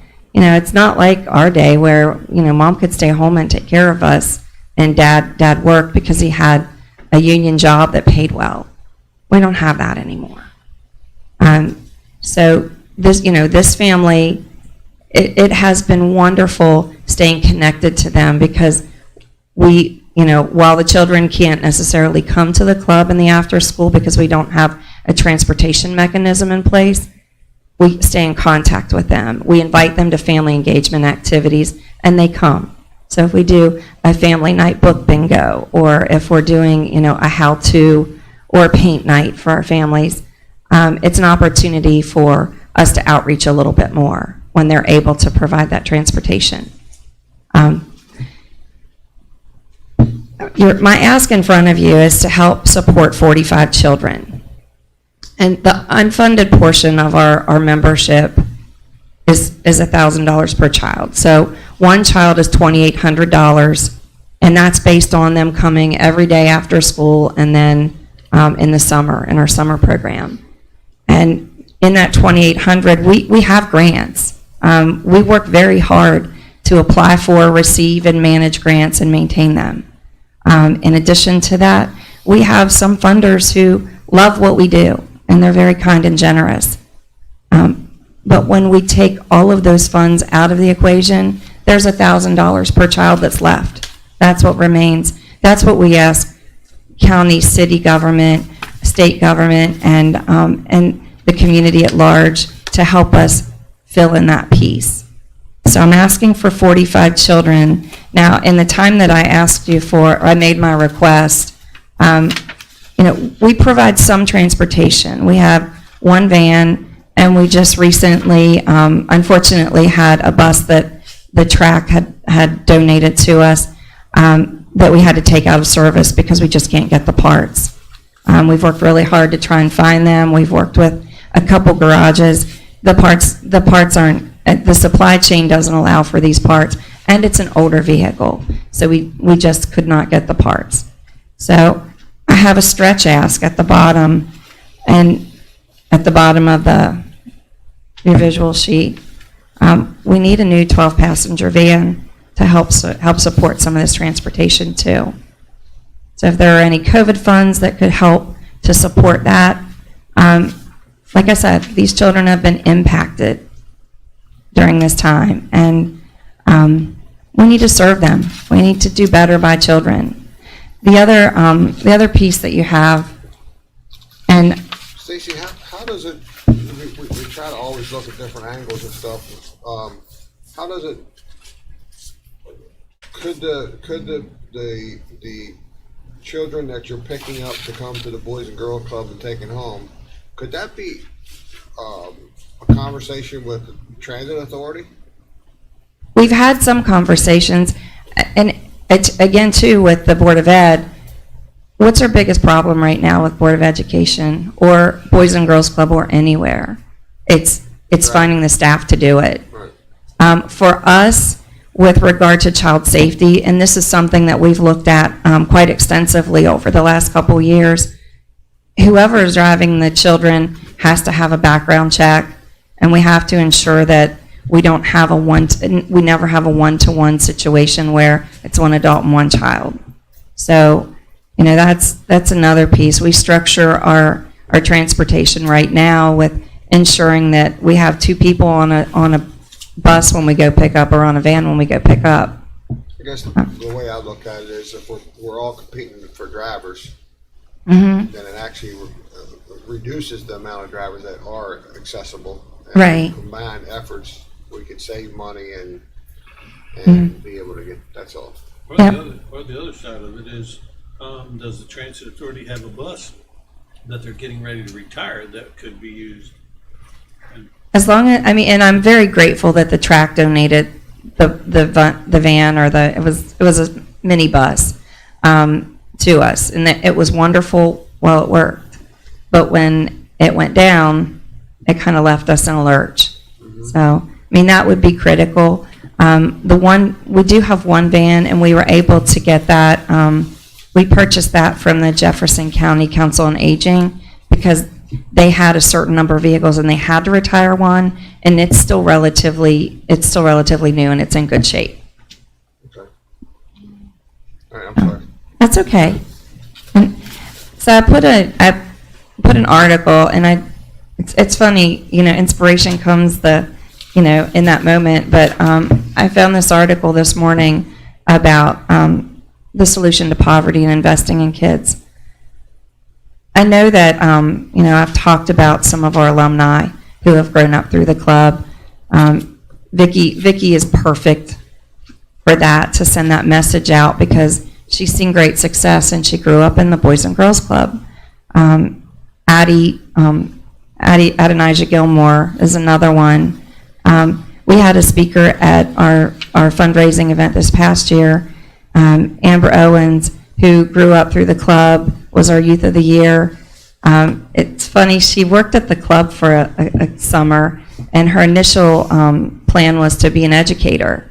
And I think after working at the club for a summer, she said, I think I like finance better. So she went on, she got her MBA, and she's a banker at one of our local banks. So, I think those success stories are the great ones.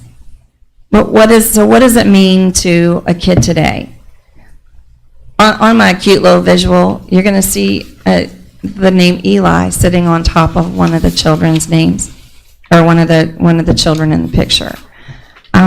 So Eli came to us a couple years ago. It was right before COVID. He was at the time being raised by a woman that his mother met on the street. mother was addicted, had 3 children, and befriended this woman on the street who, thankfully, she's a good person, who took the children under her wing.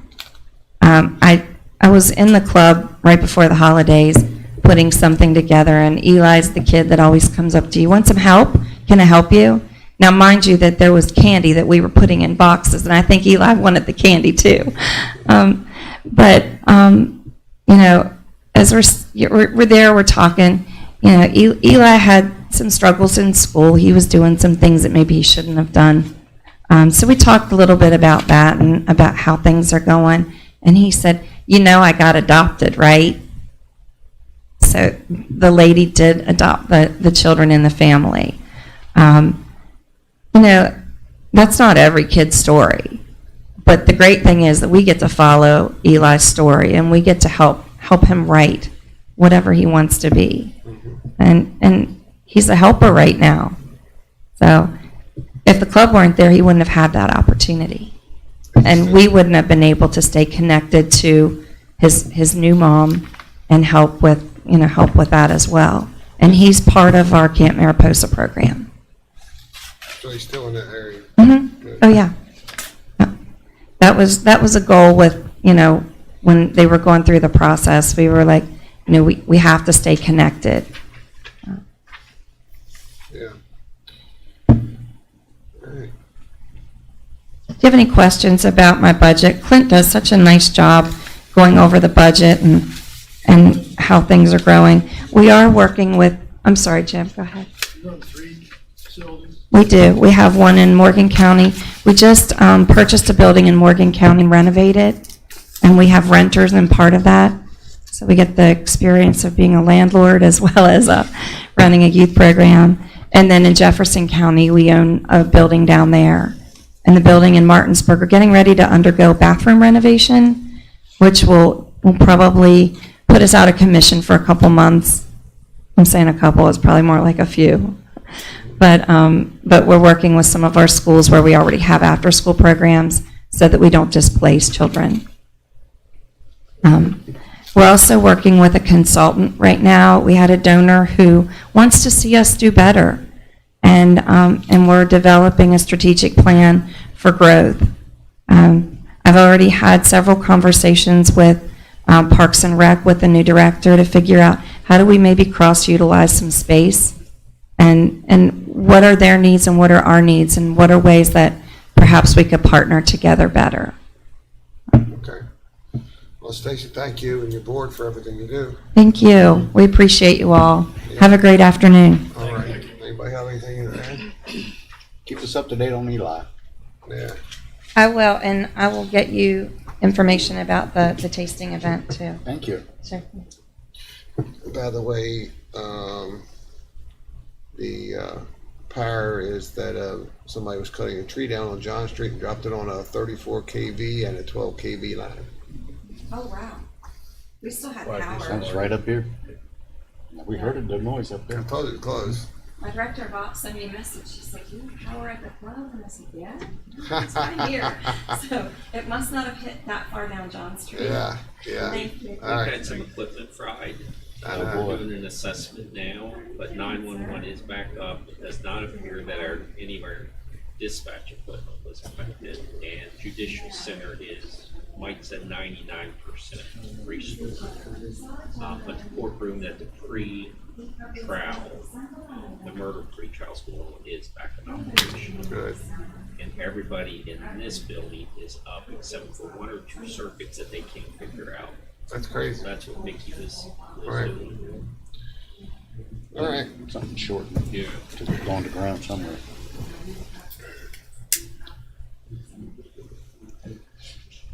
Okay.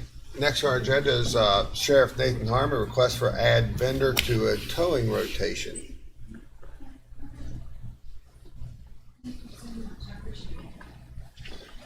Good afternoon, sir. Good afternoon. Hi. Hopefully the power will go out again. Yeah, I appreciate y'all throwing this in there, and I'll admittedly tell you that I dropped the ball in regards to submitting this paper. I did not know that I was required to submit, but now that I do, it will be done in a more of a timely manner if you look at the dates for All-American Towing. But All-American Towing has passed the inspection. Public Service Commission paperwork is submitted and up to date. Captain Hall went to All-American Towing and physically did an inspection, and everything is as required to be. We're asking that they be given the opportunity to be added to the rotational tow list for number one dispatch, and ask that you consider that. So moved. We have a motion on the floor. We have a second. Second. Second. Any discussion? If not, all in favor say aye. Aye. Anyone opposed? Motion carries. Thank you, gentlemen. I appreciate it. Sorry for the delay, Sheriff. All right. No, I apologize. Thank you, guys. Have a good afternoon. All right. Thank you. All right. I guess at this time we'll ask for a motion to go into executive session for real estate and anything else. Not unless. We're okay. All right. All right. I have a I'll motion on second the it. floor and a second, and we are in executive session for real estate.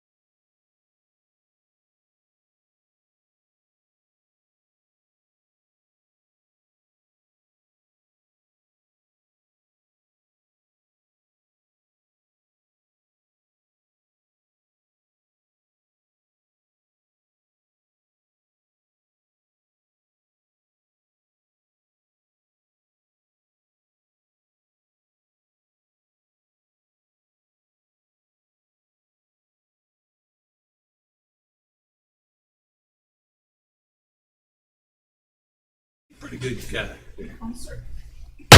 All right, we're out of the executive session. Is there any action to be taken? Yes, sir, Mr. President, I'd like to make a motion. Motion would be to purchase another small property in Sportsman's Paradise from the estate of Mildred R. Ship. Move forward with that. How much? And $11,000 and make the president responsible to sign. Second. Got a motion on the floor, got a second. Any discussion on make the president sign? If Make not, the president sign. if not, all in favor say aye. Aye. Anyone opposed? The motion carries. Any other action? Yes, sir, Mr. President, I make a motion that Berkeley County Council enter into a contract of sale of property with Mile Zero LLC for the purchase of 8274 Winchester Avenue in the amount of $280,000 and giving the president the authority to sign the contract. All right, have a motion on the floor. Do we have a second? Second, Second, any further discussion? How big is that property? almost a half. 4/10, just a little over 4/10 of an acre, I think. All in favor say aye. Aye. Anyone opposed? The motion carries. Nobody's here for public comment. Mr. Barnhart, if you would do the honor, by now, mind you don't need to do that. We're just gonna recess until 2 o'clock. I'd like I was to gonna do let that. you recess for until 2, I'd but like to do that. Yeah.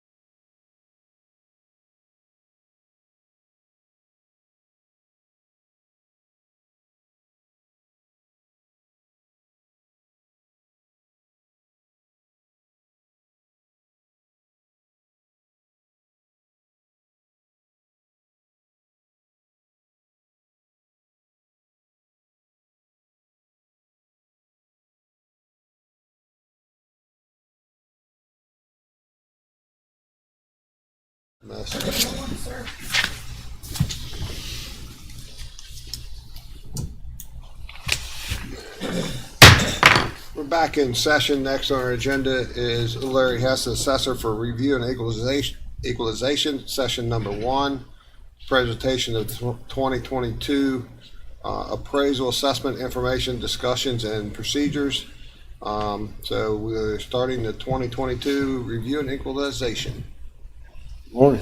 Good morning. Afternoon. Yeah, good afternoon. Yeah, it is. You used to say good morning. Okay, well, you notice we don't have. We do. We're trying to figure out why. Well, the state tax department, probably a month and a half ago, their printer went down. And so I tried to order, reports to do proofing and all this stuff. And they say, well, the printer's down. It'll be back up maybe next week. It was down for a month and a half. I think, why wouldn't they go get another printer or at least another printer or whatever? Finally, they got the printer up. And now they're so far behind, they trying to catch up. Now they ran out of paper. And they said, we don't have any paper and we probably won't get any more until February the 9th. I said, you gotta be kidding me. So we don't have any reports. I don't think it'll create a problem because we've got everything in the computer. So anybody that wants to appeal or come in and look at the values, we just want to print out. Yes, we just want to print out. All right. And but we will get a. We don't normally touch them anyway. No, I don't think anybody ever looks at them. Presentation. Yeah. HVAC. So I don't think that's be a problem. So nobody's come in yet? Huh? Nobody's come in yet? Oh my, yeah, we've had a lot of calls. Yeah. We just had a power surge. But you've solved all the problems? It's man-o-ball. Basically, man. Yeah. Basically, we've had a lot of calls. I mean, phones have been ringing, commercial and residential, but they've been taking care of all of them. We have nobody to be here today for an appeal, unless you got somebody that we Two don't. appeals received in our office, sent it to the assessor's office. Doc was able to take care of one, and John is working on the other one right now, so. I got it. Ready to present yet. I got something that's troubled me for a while. What, that For a puppy? while? That For a puppy? while. You deal with that puppy? Now, how is it that, and this is a question for everybody, whatever. How is it that the state does the appeals on our industrial property when they only have a 0.5% invested? Oh, that's just the way it is. I mean, It's- they're That's responsible. not It's a good stupid. answer, Larry. Well, I mean, That's it's the their way it is. responsibility. They take care of the state, all the. But they don't have, I mean, us in the school board and the municipalities have 99.5% to lose, and they're the ones doing the evaluation. Yep.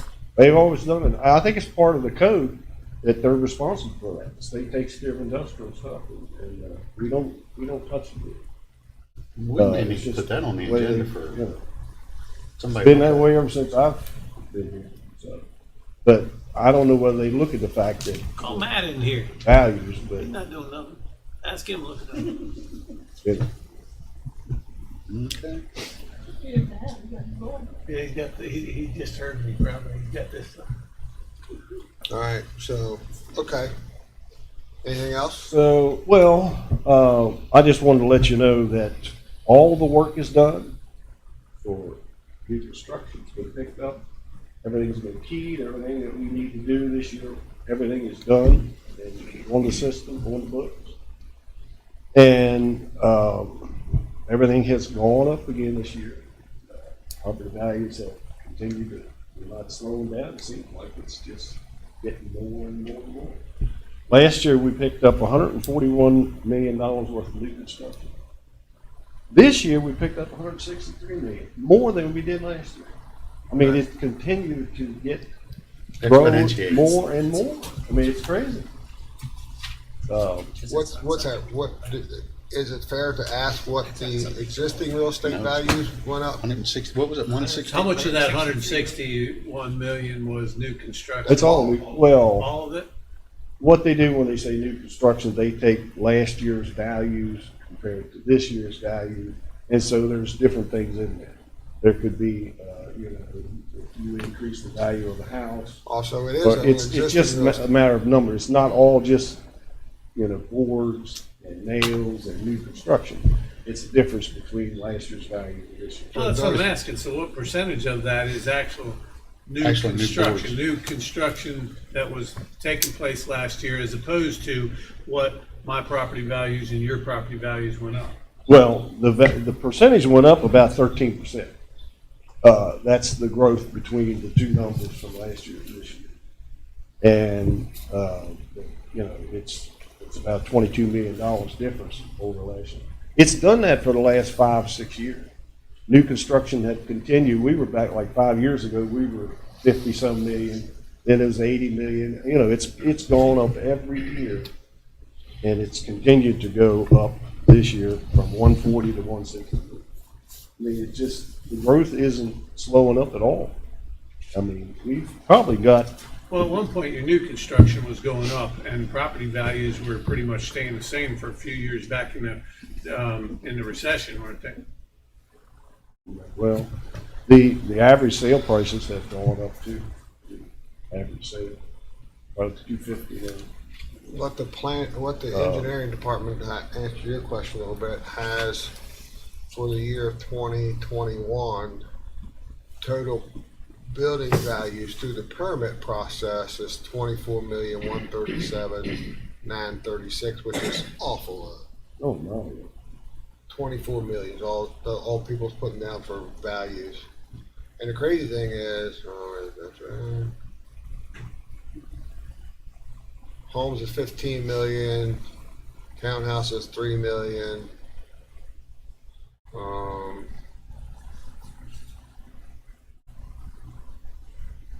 Yeah. So. Yeah, that sounds Right. off with the actual value. Yeah.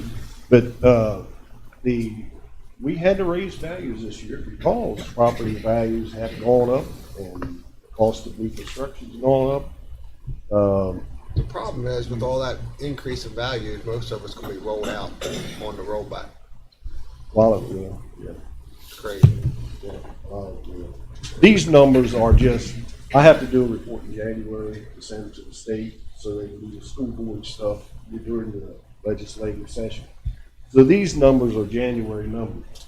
It's not the exact, because we haven't finished the board organization yet, so that'll change a little bit by the time we get all that done. But these are January numbers. But They trend pretty close though, the deviation between your preliminary numbers and what we finally get as certified numbers, it's really not, unless we have some big commercial property, it doesn't change that much. So it gives me a good baseline to start revenue projections. Yeah. Because using your preliminary numbers usually gets us within 200,000, we were within 200,000 last year. Yeah. Of revenue projections just for property taxes, so. Well, these numbers have the homestead exemption stuff backed out already. Okay. And back taxes. Can you send those to me, Sure, I'll give you a copy. if you would? That'd be great. The crazy thing, new non-residential values 1.2 million. There ain't no way. That's what they got. What, last year? 1.2 million? Are you kidding me? That's 3 houses. I did non-residential. He said non-residential. I did half of that. It ain't no billion. Huh? What we found with building permit numbers, Really? you can't really pay a whole lot of attention to the building permit numbers. Oh, I know. I mean, they Nowhere are close. way off, up or down. We can't use them to look at values for property because a lot of people do a lot of construction themselves. The labor that's not in there. I mean, it's just, and I think a lot of them just put anything down. They'll put numbers down there that doesn't even make any sense. Well, there's probably no, what is the real value for them to use those numbers for? There isn't. That's what I'm saying. So, what does it make a difference what you put down, I guess? But wait, so if there was something like the city where they're judging B&O tax off of it, then they could compare to what they received off of the B&O and what they actually had estimated on the project to see if they're getting paid, you know, but Wait a we second. don't have that issue, so I don't know. Wait a second, I'm wrong. I'm way wrong. That was just in the month of January. Oh, Multiply that by 12. 14.4. September was much higher. Yeah. Oh, yeah, September. Oh, you know why? Because I put in Melanie Fleece's email and it popped up, and it's a real old email. Well, we were talking about getting old this morning. I don't talk about it anymore, I am. They try another one, maybe. I'm older than you. I don't know. I think Jim said, y'all don't know what you're talking about. I think Jim might be close as you If you two. really want to know what getting old's like, call Lee.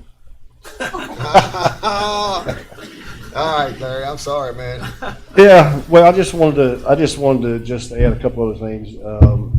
The fact that we did raise the values during, if you get any appeals in here, keep in mind that, you know, we had to raise the values because the values are up. We have to follow that. And we sent out over 9,000 letters that were 10% increase letters. Yeah, I got one. Now, did you get one? Yeah, I think I did too. But last year we sent out, I think, 3,000 or 3,300, something like that. I mean, this was a big year that we increased values. Because, I'm sorry. So I was gonna say, when he got one, if he had a conversation with himself and, you I don't know. fussed at himself and say, "Why'd you raise my taxes?" Are you going to come in and appeal? I'm right. I'm right. I don't know. Maybe this is general, not quite a dumb question, but because of the inflated lumber prices that we've had this past year, does that, I mean, Well, it's got to have something to do with it. well, I know it does, They but I'm passed just that. saying it, but that's overinflated compared to what it should be because of COVID. It's only overinflated if it goes back down. Yeah. True. Okay. Which we have to follow that too. If it goes down, we have to follow those sales. Okay. It's went down probably 20% or something, 25%. It depends on Oh, what it it is. depends on. Yeah, I was gonna say. I mean, it if you look at depends. OSB was $65 a sheet at one point, you know, now it's back down to $20 a sheet. But before it all started, it was $7.99, $8. yeah. It was $8 a sheet. Yeah, but the crazy thing is, you had to turn back around and in order to keep up with inflation, you gave everybody a pay raise. So the rates went up, and then pipe and anything that petroleum based went up. Yep. So anyway, all right, we're getting off track here. It's Yeah. my job to keep us on track. Well, you're running behind. So, I wanted to let you know that we did raise values and we may get, so far, we've got a lot of calls, but we haven't had anybody. I think everybody understands, or they should. Yeah, they they may know. not want to accept it, but they understand. They know. Well, and the Market's going good up. thing is, you know, property values on sales are up. And the Oh, yeah. reason they're up is because everybody realizes that, you know, it costs over $200 to build a square foot to build a house now. Yeah, and it's a seller's market. You put a house on the market, you got 10 people wanting to buy it. I mean, it's crazy. Almost Yeah. like it was back in 2007 or whatever. But, Have any of y'all been getting the phone calls from the telemarketers that want to buy your place? I'll get some things in the mail. Somebody wanted to buy my house for $135,000. I said, for that, I'd buy it. I get it click. The businesses, on my commercial properties, I get a lot. And commercial investments are really up because they can purchase commercial property now and get more return than they can if they put the money in the bank, because bank interest rates are so low. So it makes sense to buy commercial property. All right. Anything else? Just the fact that we did raise all these values, just to let you know that, you know, we do get monitored on how we do our work. Yeah, I sure. think we might be the only department that gets monitored in the county, I don't know. But we absolutely had 100% monitoring this year. It's going to keep back to it. Did everything exactly the way the county or the state wanted us to do it, and got it done. So Okay. if somebody comes to appeal, I'd like for you all to know that we do follow the guidelines. We Sure. don't just come up with numbers that just, there's a lot of stuff we do with our sales, compare them, and we do studies and things like that. So, and our monitoring was 100%. You do know what So- happened. You do know what happened to a commercial developer that said his property wasn't worth what you had it appraised for, right? What happens to? Yeah.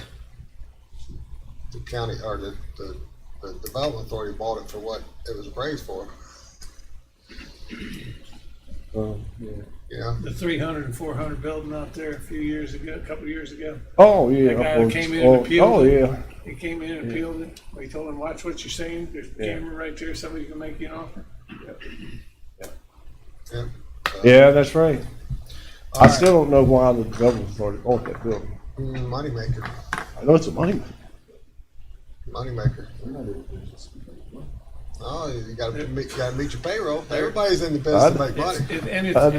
And it's not only that it's a moneymaker, it's an opportunity to provide services. You know, if you look at, what they're doing with that, they can use it. Sometimes it's used for incubators for businesses that want to come to our area and need an office right away. We can put them in an office and have that convenience for them to start up early, that type of thing. So that benefits a lot. Yeah, that's a good point. There wasn't enough places around to do that, but we always look for outside agencies to be sustainable, and that made them very much sustainable. I'm sure it did. I mean, that's a lot of rental income coming in. Well, and not only that, but we put an enormous amount of the money back into those buildings so that those buildings are at a level that they weren't at before, that's a benefit as well.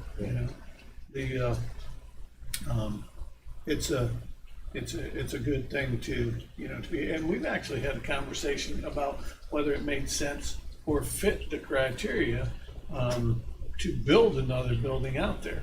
Because if you look at the market right now, Class A office space, there's none available.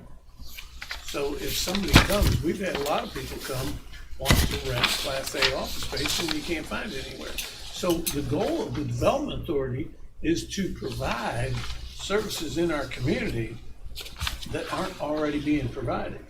And so, there was an argument and had legal counsel look at that on whether or not that fit the criteria.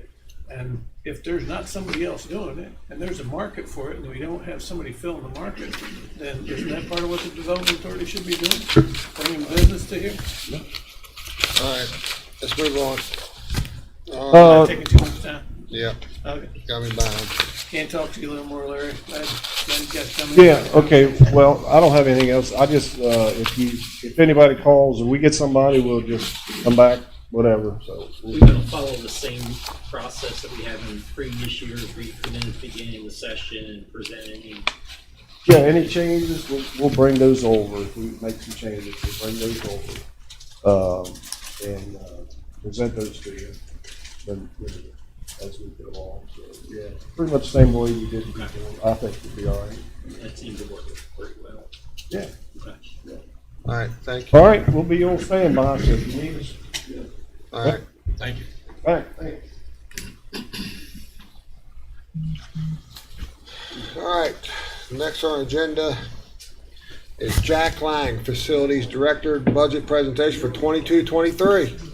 Look at the grooming on that guy. I'd say, He might go man. somewhere. Man. He must be headed out of town. Jack has had all morning to prepare. I know. Because he hasn't had anything to do. I understand that one. And he's going on vacation next week, so he has plenty of time to decompress. So please feel free to grill him. Yes, this one here has been a good one today. We might want to go through insurance on this one. We've got bulbs and ballast and. I'm not so sure it's going to be our insurance. No, I'm saying. Mitigated. Well, I guess what I'm proposing is that we're going to keep track of what we replace. Yeah, I talked to Randy. He said he thinks he's got some electronics that might be fried. Okay. You said you have bowling coming in. Yes, because we got like an air loss and they down there and that burned up, and in fact, they put smoke in the EOC, we called the fire department, and they come and we shut it off. You still smells burnt, but I think it's burned. Yeah, so keep track not only of materials, but kind of labor hours. Okay. Anything with associated costs. Right. Well, you're gonna have to, yeah. All right, we'll talk. So other than that, this is my third budget, believe it or not, already. And, what I'd like to start off with is just like a little bit of a year-end review, if I can. We accomplished 2,030 work orders from this time last year till now, with 8 of those. I count Mrs. Pope, myself, and the other fellows. We remodeled the house down at Sportsman's Paradise. We kind of got it ready where Mr. Hart now lives and takes care of that property for us. We built COVID dividers for the courtrooms and shields so everybody can still do their court business. We got one off of your back, sir, with Miss Virginia Simon. I know. We got 40 new circuits in It her. only took us 12 years, Jack. We got it though, didn't we? Break that down over 12 years, 40 into 12. Yeah. So Miss Sign is very happy and got rid of her. I'm gonna give Eddie the credit for that one, because Okay. you know, I couldn't get it done, but Eddie got it done. Betty got it done, okay. But anyhow, it's done, and she's happy. And then just a few other things we've done. We opened up a trailer down at the old recovery center. We opened it up for resource center, using it for a meeting yeah. room now. Snow removal, we had 4 snows. Of course, this year we got more parking lot. Last year we only had half the sheriff's lot because the other half was under construction. Right. Now we got the bank lot too. So plus that sidewalk across the front of it. But, all in all, we've had our first snow or two, and we've got through them, and nobody's fallen. You know, that's my key thing. You all get here, nobody falls. Next snow's in a week and a half, Jack. Is it? No. I'm more scared about Friday and Saturday. But it sounds like it might be east. Some of we may have to go down and shovel off that ship.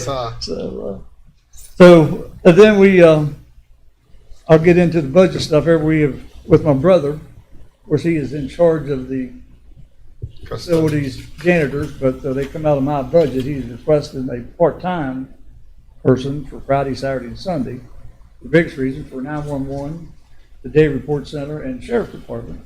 There's up to sometimes there's 3 days when we don't have a janitor there because they work Monday through Friday, and if you get a Monday holiday like we just had, them two, especially the sheriff and 911, have nobody emptying trash and nothing.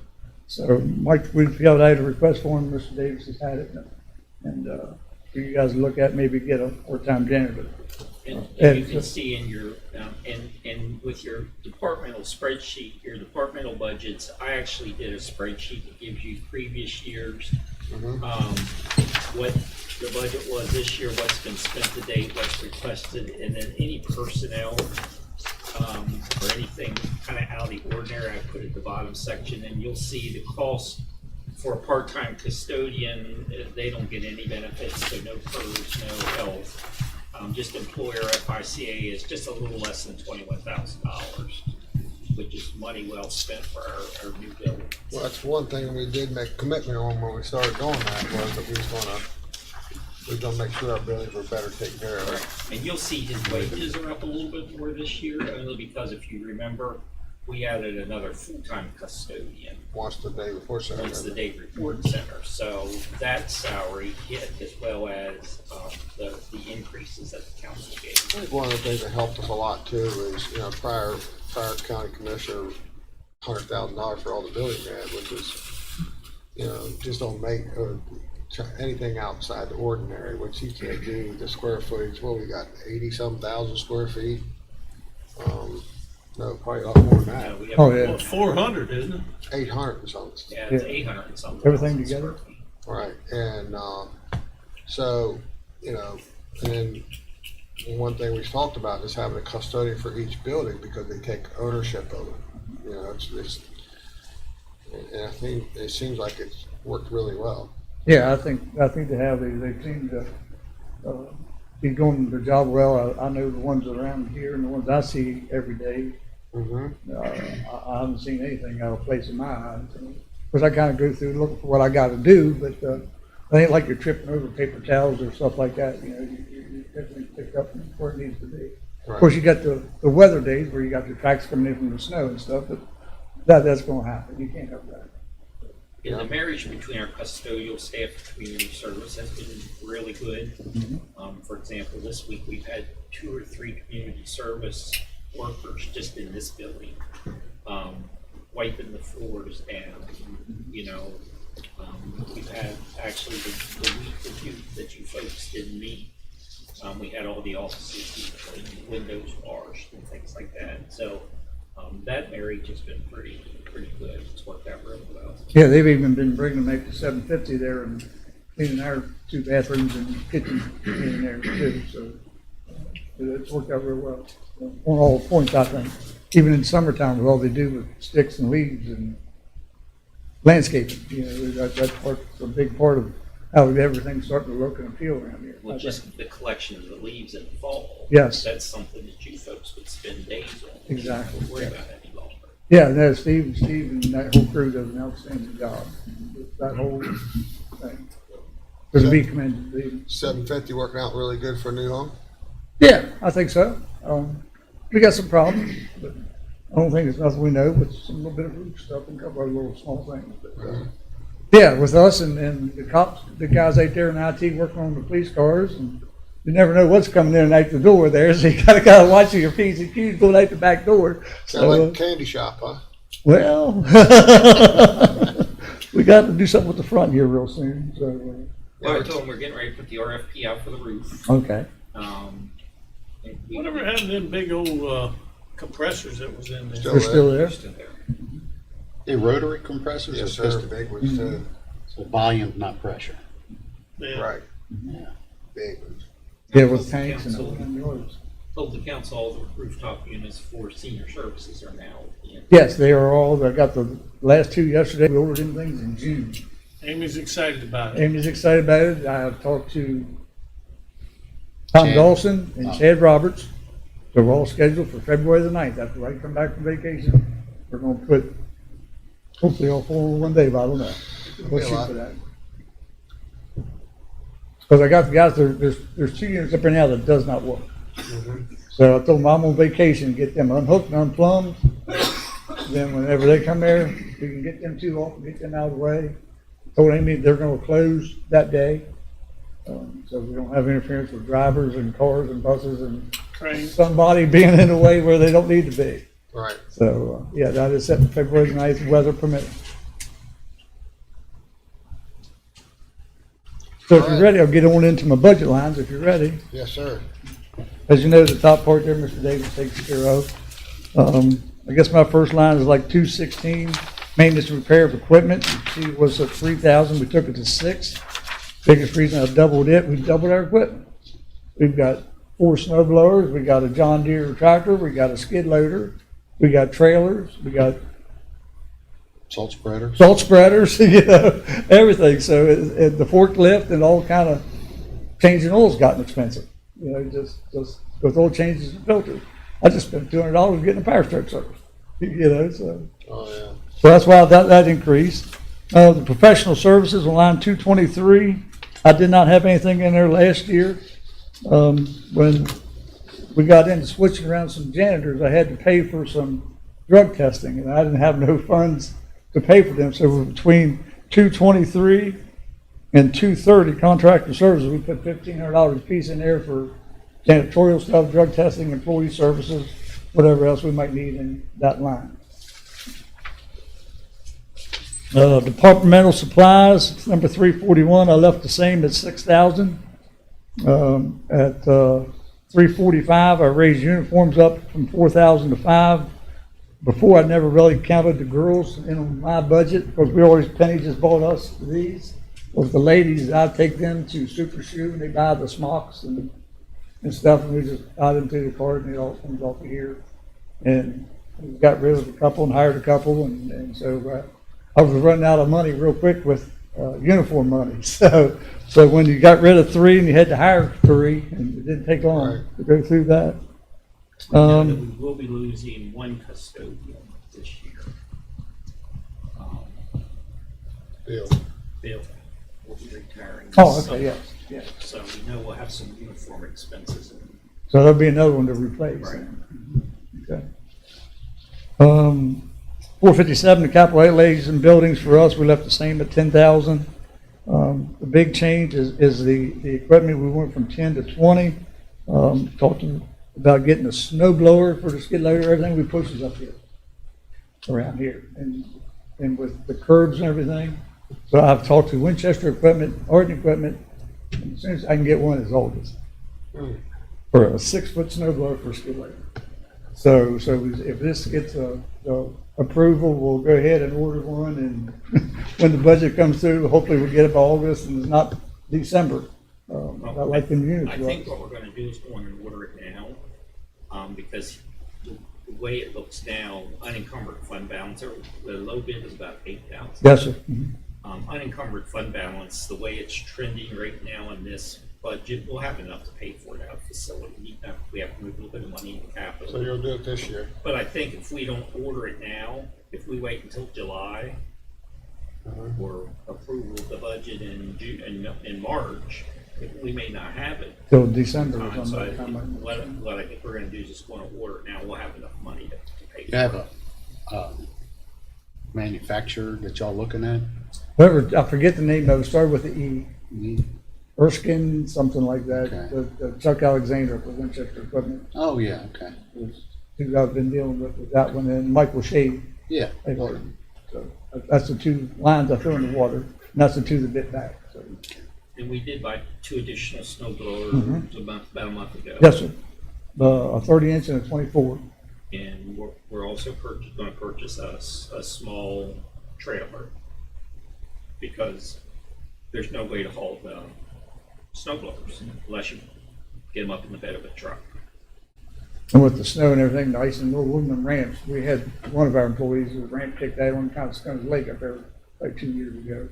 So, You So go, for $1,000, we can get a little, just a little 6-weight trailer. yeah. Enclosed? No, You I might was just gonna want get a that. little flat trailer. We get them there right there before the snow comes. Yeah. But we got one in 110. We'll keep it down there right now to do that one. I've got one at the sheriff's department to do that, and day reports on it. We do them 2 sidewalks. I now have one down at EOC. So we can do EOC and Resource Recovery Center, yeah. And then we got the broom, the walk behind broom that we use on the brick and the Sally Port for the Judicial Center. So come time, it's not, we'll have a trailer later when it comes time to haul them all back to Baltimore Street. But so that's basically for staging purposes? yes, yes. Well, once they're in there locked up, you have to have an enclosed trailer. You know where they're at. Yeah. But we kind of keep them. I understand, yeah, but, moving around, if it's snowing out, Yeah, even if they're enclosed, they do start better. they do. I agree. So I agree. Just I a agree. thought. No, I can talk about that if you want. That was all I figured I needed just to move them. I For no did further too. what we take them. I did too, but I started pulling around an enclosed trailer. It gives you a place to go just to, if it gets too nasty out, Right. so think about it. Okay. That's ounce of prevention with a pound of cure. Yes, you're exactly right. That's all I have. I guess you see the total numbers there at the end. Went up about $17,000, I guess, last year. The biggest part of that is the equipment and the maintenance of the equipment. Right. That's 13,000 up right there. And if you remember years ago, we didn't put any money in for tools or equipment and facilities. And the guys were bringing their own tools in from. Well, we also only had one set of tools, so now first thing we did was to make sure every truck had equipment and tools on it. So we made a conscious effort to put funds in to get their tools up where they want. We bought a welder, we bought. Torch set. Yeah, so we're really getting it up where we need to be. The other thing that helps is this past summer, when we took delivery of those 30 Ford Expeditions, which, by the way, we were able to get them all in 750 Baltimore Street. They're all there. We got every vehicle inside, so we didn't lose catalytic converters. We actually got a portable lift that we can do some minor repairs. Yeah, once in a while, they put one up there, they take the front brush guard off or something. It's So really, they'll get up in the air and get underneath, and a couple brackets and braces, work on them, and get them straightened out. now, Jack's department's pretty good with vehicles except for two, and Gary, I'm gonna talk a little bit about the budget for capital vehicles, which is unchanged. But the sheriff's department vehicles are good. We do have to replace the sheriff's vehicle, we think this year. But we have two vehicles in facilities that we're gonna recommend to the council be replaced. One of them is the one Jack is driving. He's driving a Durango that used to belong to the assessor's office, that was handed down to IT, that was handed down to Jack. So we're gonna recommend that vehicle be replaced because it's starting to get some. Sounds like the smallest kid in the family, always gets hand-me-down. That's me. But it's work, you know what I mean? It's work good. And the van that Mike drives, No, Donald, or Donald drives, is, like an 04 GMC, yeah, 05 GMC. it's got some miles on it, and we'd like to read. Daddy, you know why it's still running, don't you? He said them 3 letters. Uh-huh. So that's not part of Jack's presentation, but Gary and I will But talk to you more about that truck when going we're back in Central Drive. I just So we are talked gonna about try that to the other replace day. those vehicles. Yeah, Jerry and I had talked about it a little bit before. Everything Yeah, happened. that's on the schedule. And I guess I'll have to wait another week, because when he comes back, I'll be gone, so I guess we'll get it straightened out. Yeah, we'll get it. Yeah, just pick something. It don't matter. Not particular. Any questions? Anything I can answer? Nah. Anything You know, I I can do different? just want to, when you think of over 800,000 square feet of buildings, we haven't added anybody to the facility staff. In fact, we took away one. Yeah. Those guys do just an incredible job. Despite what Virginia says. Oh, I'm sorry, I didn't see you come in. They take care of everybody. Sometimes they're a little slow getting to the elected officials, but eventually they get there. Unfortunately, you got everybody's number. He talked about what we call COVID panels that we put in the courtroom. They were developed here, and then they were copied across the state. Yes.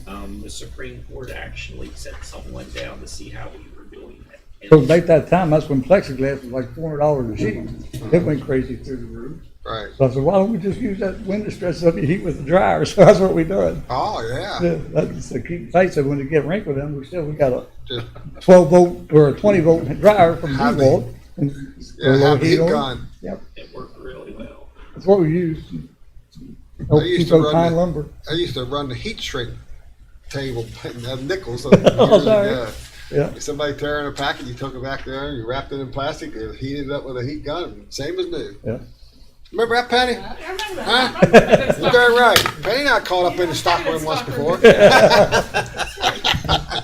Mr. Barnhart, you started to say something there. Pictures, I want pictures. Pictures of my trip. Well, I don't know if you want all of them.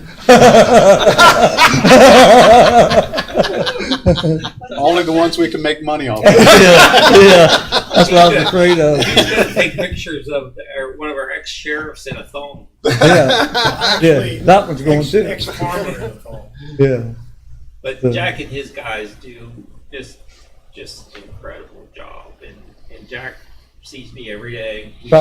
We start the day out talking about what's going on, and he really does a good job taking care of our buildings. It just really takes the job to heart. Does a wonderful job. A lot of times we take what they do for granted. But He has the most gentlemanly, polite group of men that I've ever seen. They will stop down there and stop their trucks to get out of the parking lot, to walk us across the lot if it's icy, or to run to the door and open the door for us and hold it for us to come in the mornings. I will say they are the most polite group of men. So they was raised right then, wasn't They they? were raised right. One of the guys told me, he said, my mama told me I better do this. Yeah. Yeah, we do. The Not to guys, mention they get along are good. amazing. They do an amazing job for us. Yes, All of you yes. and your guys both. Thank you. But yeah, everybody gets along well, we do well. And they do what we ask. I don't want to do that, you don't hear that, you know, why me, you know, you don't hear that. Sure. Eddie just got the credit for that. I told him we worked on it for 12 years, but then didn't get it done until he got here. Huh? Well, 12 years since I've been here. Yeah, same here. Or 11 years, I guess I should say. Anything else, questions? I can Nah, answer? just like echo what everybody else said. Jack, you do a wonderful job. You got Thank a you. great staff. They're happy. Can't ask for more. Yep, that's how I look at it. They all come every day and they go home every day and everybody gets hurt. Yeah. Thank you. Thank you. Thank you guys. Tell that brother-in-law of yours I said hi. I'll do that. All right.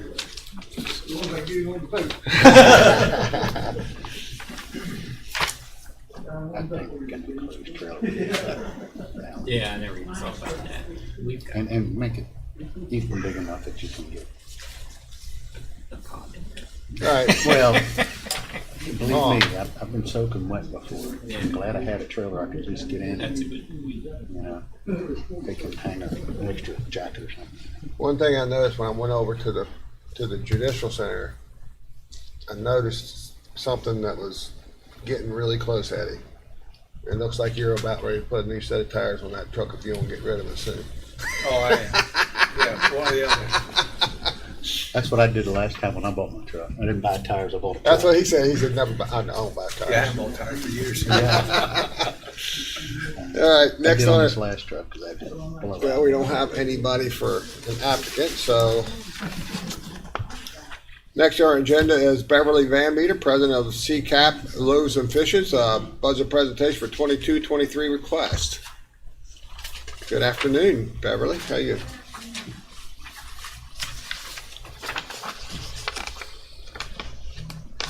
Thank you for having me. Sure.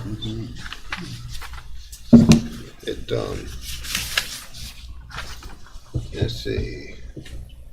I want you to know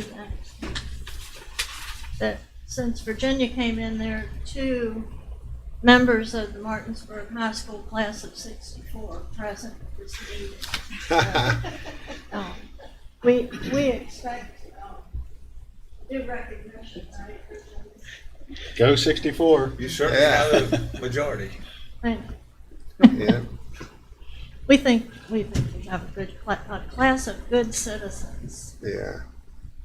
We're the only class that has a foundation for, with the Eastern West Virginia Community Foundation. We have a foundation for scholarships Good. for high school, Martinsburg high school graduates. Thank you for that. Yeah. I'd like to, first of all, see if you have any questions about CCAP and let me entertain that.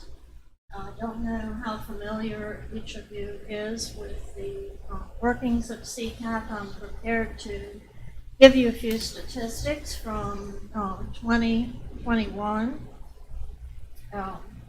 But if you'd like to ask any questions, a lot of people think that our operation is just a food pantry. I know that the council knows differently because our grant request is for assistance with people who are overdue with their rent. We see your request for rental assistance went up 16%. We see the electrical assistance has went up, and on an average of 27%. Is that because of new individuals asking for assistance, or is that just because of inflation? It's actually based on what we're seeing in electric bills that are owed. It's actually based on the increase in the cost of electricity. Okay. Some of that, as you know, is used for heating. It isn't, of course, all just, and many of us may have electric-based heat in our homes. So I think that's part of it, but also just the cost of utilities has risen. We saw a similar rise in water requests for water and rent. All right. All right. Anybody have any questions? And it looks like basically you last year you got $1,000 and this year you're asking for $2,500. Yes, last year I asked for 2,000. Right. And got 1,000. I believe the year before I asked for 1,500 and got 1,000. Okay. Yeah. So I'm not raising this just for the exercise of raising it as, as a bookkeeping exercise. Right. But I do, and I think that we were able, with the 1,000, here's the way our assistance works. CCAP sets aside from its own resources, which is donations from the community and some grants that we write. We set aside every year a certain amount to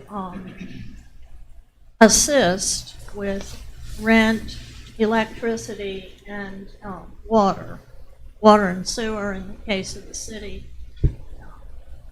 And there's a limit on how many times a household can request assistance in one of those areas. And so for 6 times, right? Was it 6 times? No, no. It's once in 3 years for rent. Okay. And once in 2 years for electric or water. And rent being the highest cost. Right.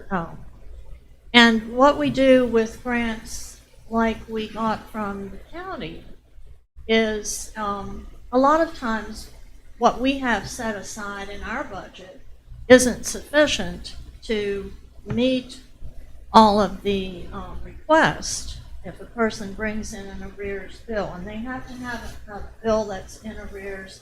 In the case of housing, either rent in arrears, or we try to help people before it gets to the point of eviction.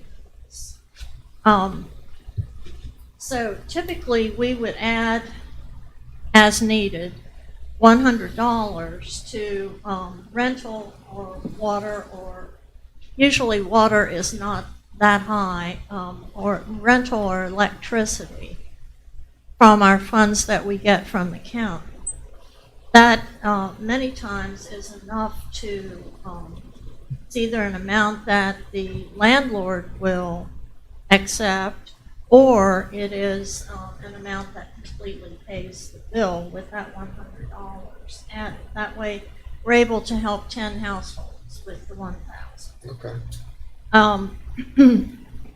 So we do not, we always check when someone comes for assistance. If they haven't had any of this assistance and a person in a household would come in and ask for all three, if they've never received that or haven't received it within the prescribed period, then we will grant all three. But most of the time it doesn't work that way. Okay. All right. Well, anybody have any questions? I don't have a question, but do you have, I sit on the Senior Services Board. Do you have conversations with Amy on the from the Senior Services staff? We have not. So on your Senior Services program, they discussed in the meeting yesterday about, they do a monthly newsletter that they put out. They discussed in partnering with other boards to showcase other boards from time to time on their newsletter. So it may be beneficial for the seniors if you could talk to Amy, and maybe your assistance program for the elderly may be able to be showcased at some point on their newsletter. That would be wonderful. I'd love to have that on. Right. You, if you call down there, Amy Orndorff, she's the director down there. Speak to her and just let her know that I had said something to you about it. And they're probably going to put together a small group, a small board that makes suggestions each month on who gets put on there to be showcased. But there was a conversation about Meals on Wheels, but I think your program of assistance in in some type of help for seniors on utilities or something like that would be something beneficial for the senior services to put on their newsletter. It absolutely would. And are you talking about, you're not talking about the senior center. Yeah. You are talking about this. It was the insert in the paper. Yes, I understand. I understood that part, but then there's also the housing authority residences for seniors and disabled people, and I wanted to be sure. That's a city. That's a city. Yeah, that's the city. I'm talking about the senior services, Amy Orndorff. High Street. And one of the grants that we received that really helps us with services to senior citizens is the senior grant from the Eastern West Virginia Community Foundation. And we've been the recipient of that grant for the past 3 years.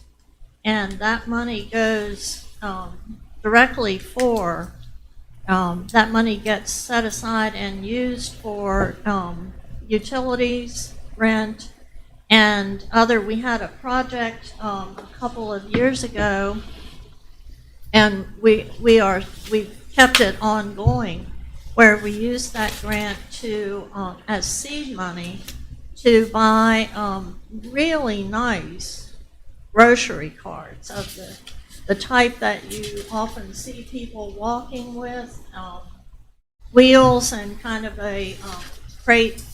Metal crate construction, folds up, and we issue those. A lot of our seniors walk to CCAP or try to get some kind of other transportation, and then they have difficulty getting, especially if they get food from us, they have difficulty getting into their residence. So these have been a big hit. Do you have a business card? I do not. But I'm happy to, I'll look. I might have one. So I definitely will. I'd love to talk with Amy. Yeah. I'd love to talk with her because we really have a lot of senior clients, and we'd like to expand in that area. So some of the other, we also have partnerships. It would be great if we could have a partnership with the senior services, and we would like that a lot. Since I took over as president in January of 20, we have developed 5 community partnerships with other nonprofits, and I think the senior center I'm saying it wrong. You're right. I'm right. Okay, the senior center would be really be a nice addition to those partnerships. We have and I don't know what they can do under their charter or what they're allowed. But right. The discussion was to be able to add somebody to a newsletter and do different boards that would enhance what their mission is, and I think you would fit into that. I think we would. Patrick Henry is the chair of that board. Okay. Okay. We also partner with the Faith Community Coalition for the Homeless, and the WVU Medicine is also one of our partners, and that's a similar thing to what you're proposing for the senior center. The WVU Medicine group makes a flyer every month that goes into our food boxes. And the flyer is seasonal. They talk about, they have a listing of free healthcare clinics and education that's available to the public from WVU Medicine. There's always a schedule of that. And then they give hints for, if it's hot weather, hints for staying cool and in a healthy way. And they always find from CCAP what fresh foods we're giving, and they include recipes, and those are really popular, healthy recipes utilizing the foods that are in season. So, you know, that's an information exchange, not really a, not an asset exchange. And I think that it would be possibly the same thing. Also, one thing that I could see right away, and that I will mention to Amy, is transportation for residents, senior residents, to come to CCAP to avail themselves of our services. Anybody else? Thank you, Ms. Van Meer. You're welcome. Appreciate everything y'all do. So, Hey. Thank you. have a good day.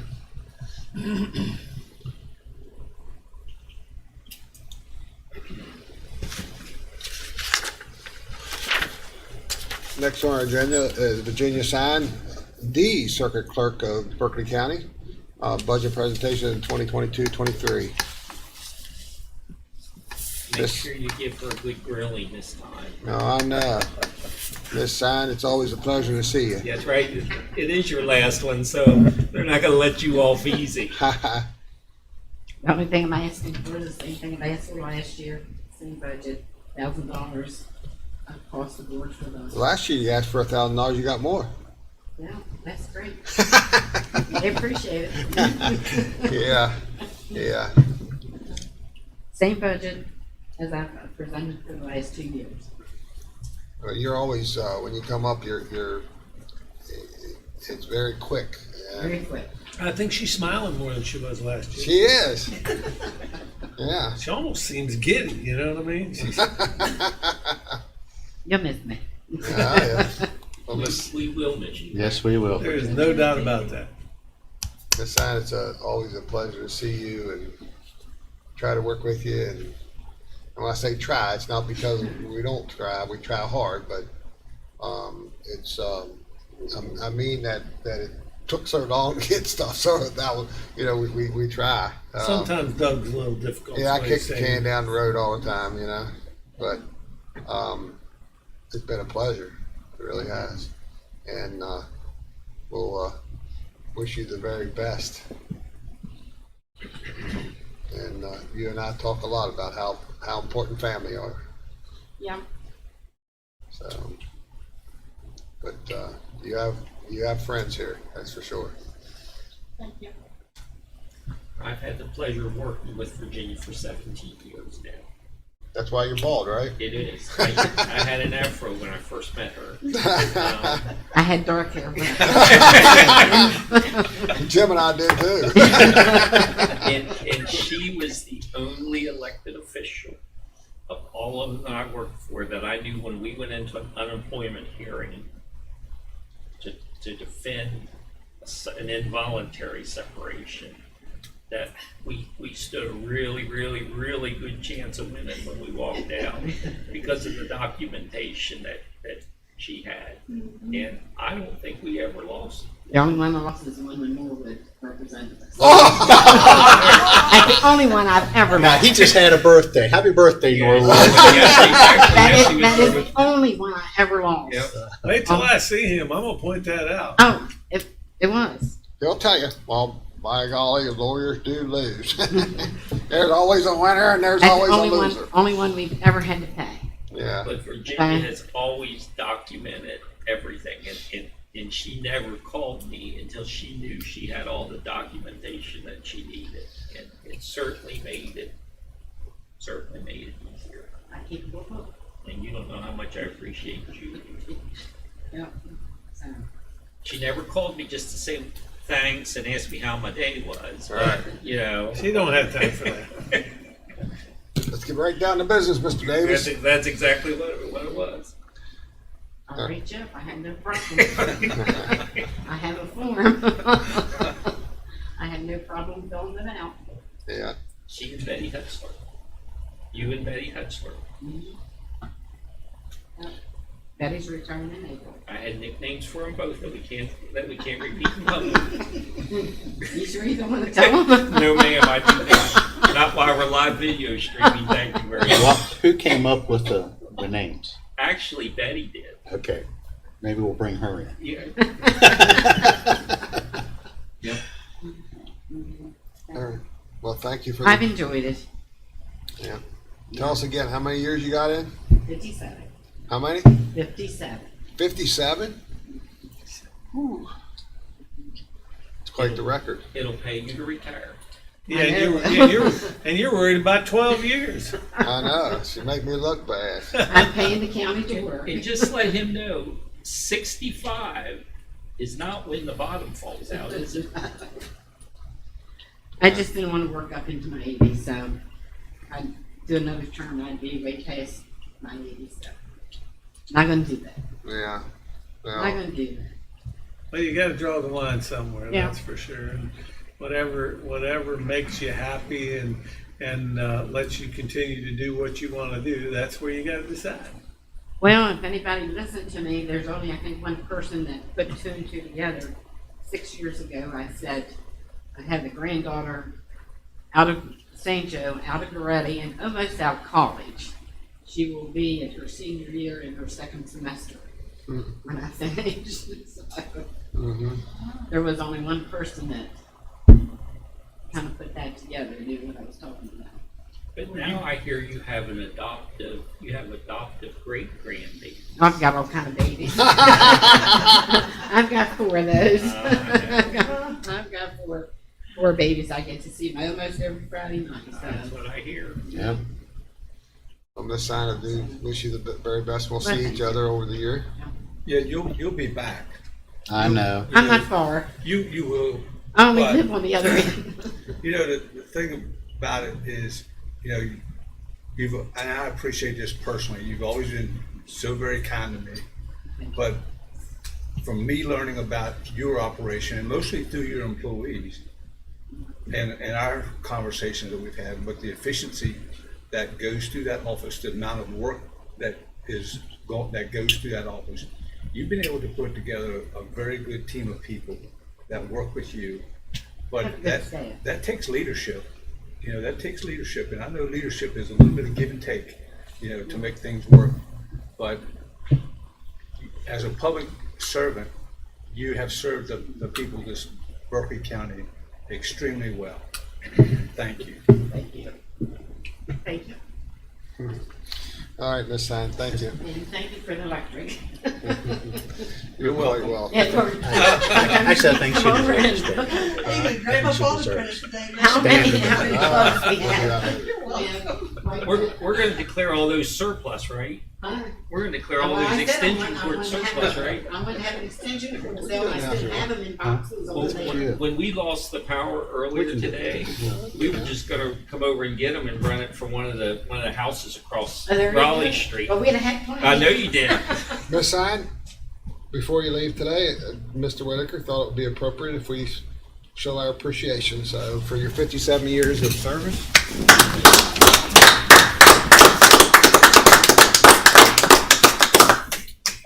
Yes, ma'am. Thank you. As we get started, I just want to point out I have 17 years of service. You got 40 more to go. I was gonna say, let us know when you hit You're way down 57, the Alan. line there, buddy. 100 years, you're never too old at How many 100. years you got? It doesn't hurt to swing for the fence every now and then. Is You that got 50 years of service. No, actually, Alan, it does hurt to swing for the fences. It's the shoulders that can't take it anymore. I'm gonna go to the restroom real quick if you want. Go ahead and get started. Okay. We can take, it's just me now, Yo, so we just take a short break. All right, I'll get it. Okay, yeah. Break, we'll be right back. I gotta grab my phone because I don't want Dan.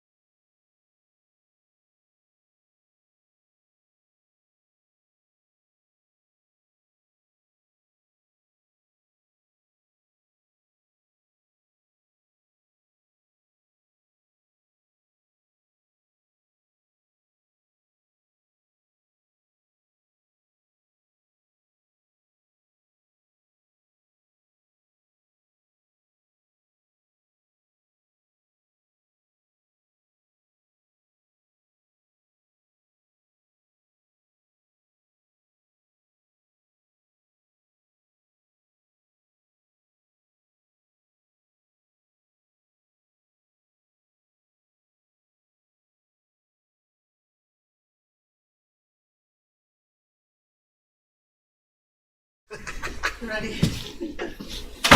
You think after a 2-week vacation, she'd be ready to come to work, wouldn't you? Yeah. All right, we're back in session. Next on our agenda is Alan Davis, County Administrator, 2022-23 budget presentation, sir. Well, collectively, as you know, your budgets are probably bigger than all the other budgets combined, but it's only because most of the budgets that you have provide the general services for everybody throughout the county. Right. I can't believe that the postage budget is so as big as it is. It is, and we now the postage budget we load about $10,000 a month onto the postage meters, but we're actually reimbursed for some of that from ambulance authority, fire board, and things like that. But yeah, we go through some postage. Your first budget is Department 401, which is the county council budget. This budget's actually a little misleading, and we're trying to refine this before the beginning of next fiscal year. We had a conference call with the state auditor's office yesterday, and they don't know what to do with us. No surprise. No surprise. Just Set us free. Yeah. 401 not only has county council staff, which I consider that to be Penny, Tracy, Julie, and I, but it also has your legal department, which we did finally have them. It's not in the chart of accounts; they made it up. They did give us a department number finally for legal. So we have both of the attorneys and their supplies, and their bar association fees and things like that. That's all in this budget. We'll be hopefully separating that out. What we've asked the state auditor's office to do is to give us a department number for a grants department, and we had to explain what our grants department did and how we were physically removing them from our office suite within the next couple of years. And we want to set them up as their cost center. And what I want to do with our grants department is I want to be able to show a true cost benefit analysis of what our grants department does. That's going to be a very interesting number. It is. So I want to set them up as their own cost center. I also want to set up the Department of Strategic Planning and Communications, which by the time we got around to that on the phone yesterday, I think we had pretty much lost them because they didn't understand why we were doing what we did. So let me ask you a quick question. On that budget, with what we do with the mega, would that come out of there? Yes. I would think so too. It would. So this budget, as you see it now, is really not a true county council budget. It's county council legal grants and strategic plan communications. As you can see, I haven't changed any of the operating expenses at all. Our biggest operating expense is professional services, which is what we pay primarily for to Omega. You'll also notice that for when you look at the calculations for our benefits and payroll, although the council gave a 10% increase last year, you can see that salaries actually decreased rather than increased. And that's even with the addition of Christian Davis, who is the contents coordinator. And that's because previous budgets had salaries in there for Norwood and Andy Blake. And we've been able to backfill those at a much lesser level. So overall, salaries did increase by about 5.74%, but that does include the one additional position, which wasn't in previous year's budget. So that's not too bad. Any questions about 401? And we, like I said, by July 1st, we hope to be able to break that out into 3 additional departments. Okay. Next is Department 408, which is statewide computer system. The statewide computer system is the computer software system that our assessor's offices and all assessor's offices use across the state. Our bill is dependent upon the amount of properties that are run through the system, and naturally, as the county grows, you would think that the number of properties that they run through the system would increase. This year we budgeted for the past 4 years, we've budgeted, the past 3 years, we've budgeted $150,000. Through the first 6 months, we're at $131,251.65, or 87.5% dispersed. But that's because they got so far behind on their billing. If you remember, they were almost a year behind on their billing. So we're getting 3 months worth of bills about every 2 months now. So they're playing catch up on that. So it'll take when I come back in next week with state budget revision, which will be a big one, don't be shocked, it's going to be about $3 million. That has all of our salary increases in there. What I typically do is when we give a salary increase, wait through the first 6 months of the new pay, and then go back and make the calculations with new positions and things like that, and we'll go back and make those adjustments. And Penny and I have been working on those sheets for the past 2 days. And we'll also have some monies that we have to put into the voters registration budget to increase the contractual services because of the additional precincts for the primary.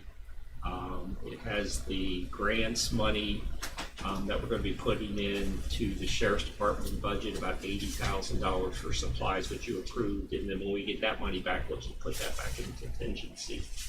And then, like I said, it has the salary adjustments, and we're going to put some more money into this account. I did request that we increase that by $50,000 next year. I'm hopeful by that time we'll be caught up, but I don't know. It depends on how quickly they get some of the past bills into us. Again, this is a county council controlled account, so you can leave it $150,000, and if we need to infuse some money into it, we can. But I'd prefer to have the money in there and not need it. Any questions about statewide computer? That's mandated, we have to do it. We have to do it. Magistrate court, that's the $75,000 pass-through account. We never spend anything out of that account. We just have to show that we have expenses budgeted if they ever ask for it. The next budget is the insurance program. I'm sorry. Well, never mind, we can't do it. I was gonna say, why don't we do a true budget on that? But we can't. It'd be in the hole so far. Yeah, we'd have to explain that to the auditor. That'd be a good explanation, though. Next account is insurance and bonds, or it calls insurance program, Department 423. This is the buffer account that I use in anticipation of any increases that we may have in health insurance benefits. We have begun our health insurance negotiations for our renewal already. Right now we're setting at 12%, which isn't bad. Last year we started at 24% increase, and we got it down to nothing. We're at 12. We've got some shock claims in there. We have one employee that continues to be on a ventilator. We know that is going to be a big claim, but hopefully we can get them to discount that as a non-recurring claim. It's not like cancer or some other communicable disease that's going to linger for years and years and years and years. Not chronic. Yeah. Prescription drugs continues to be a sore spot.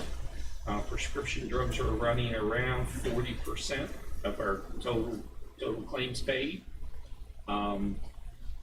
So we're at 12%, 12 or 14%. 14% of our current premium would be $460,000. So you can see I put $500,000 in there. Now, We did not use the 240,000 that we budgeted for the current fiscal year, but we did move that. If you look at that account's been zeroed out. We took that $240,000 and we moved it over. You receive council? Yeah, I know, people talk to me. Yeah. So. I don't think so. 3:45 meeting for what? I don't think it's today.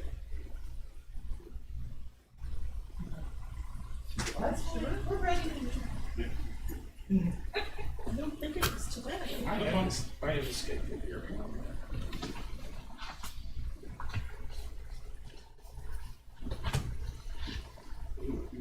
Originally had the third, and then if we could do the fourth, so we had. Where you come from? Who sent it to Julie or? Do what? Who sent you the email? I called. Did you talk to Julie?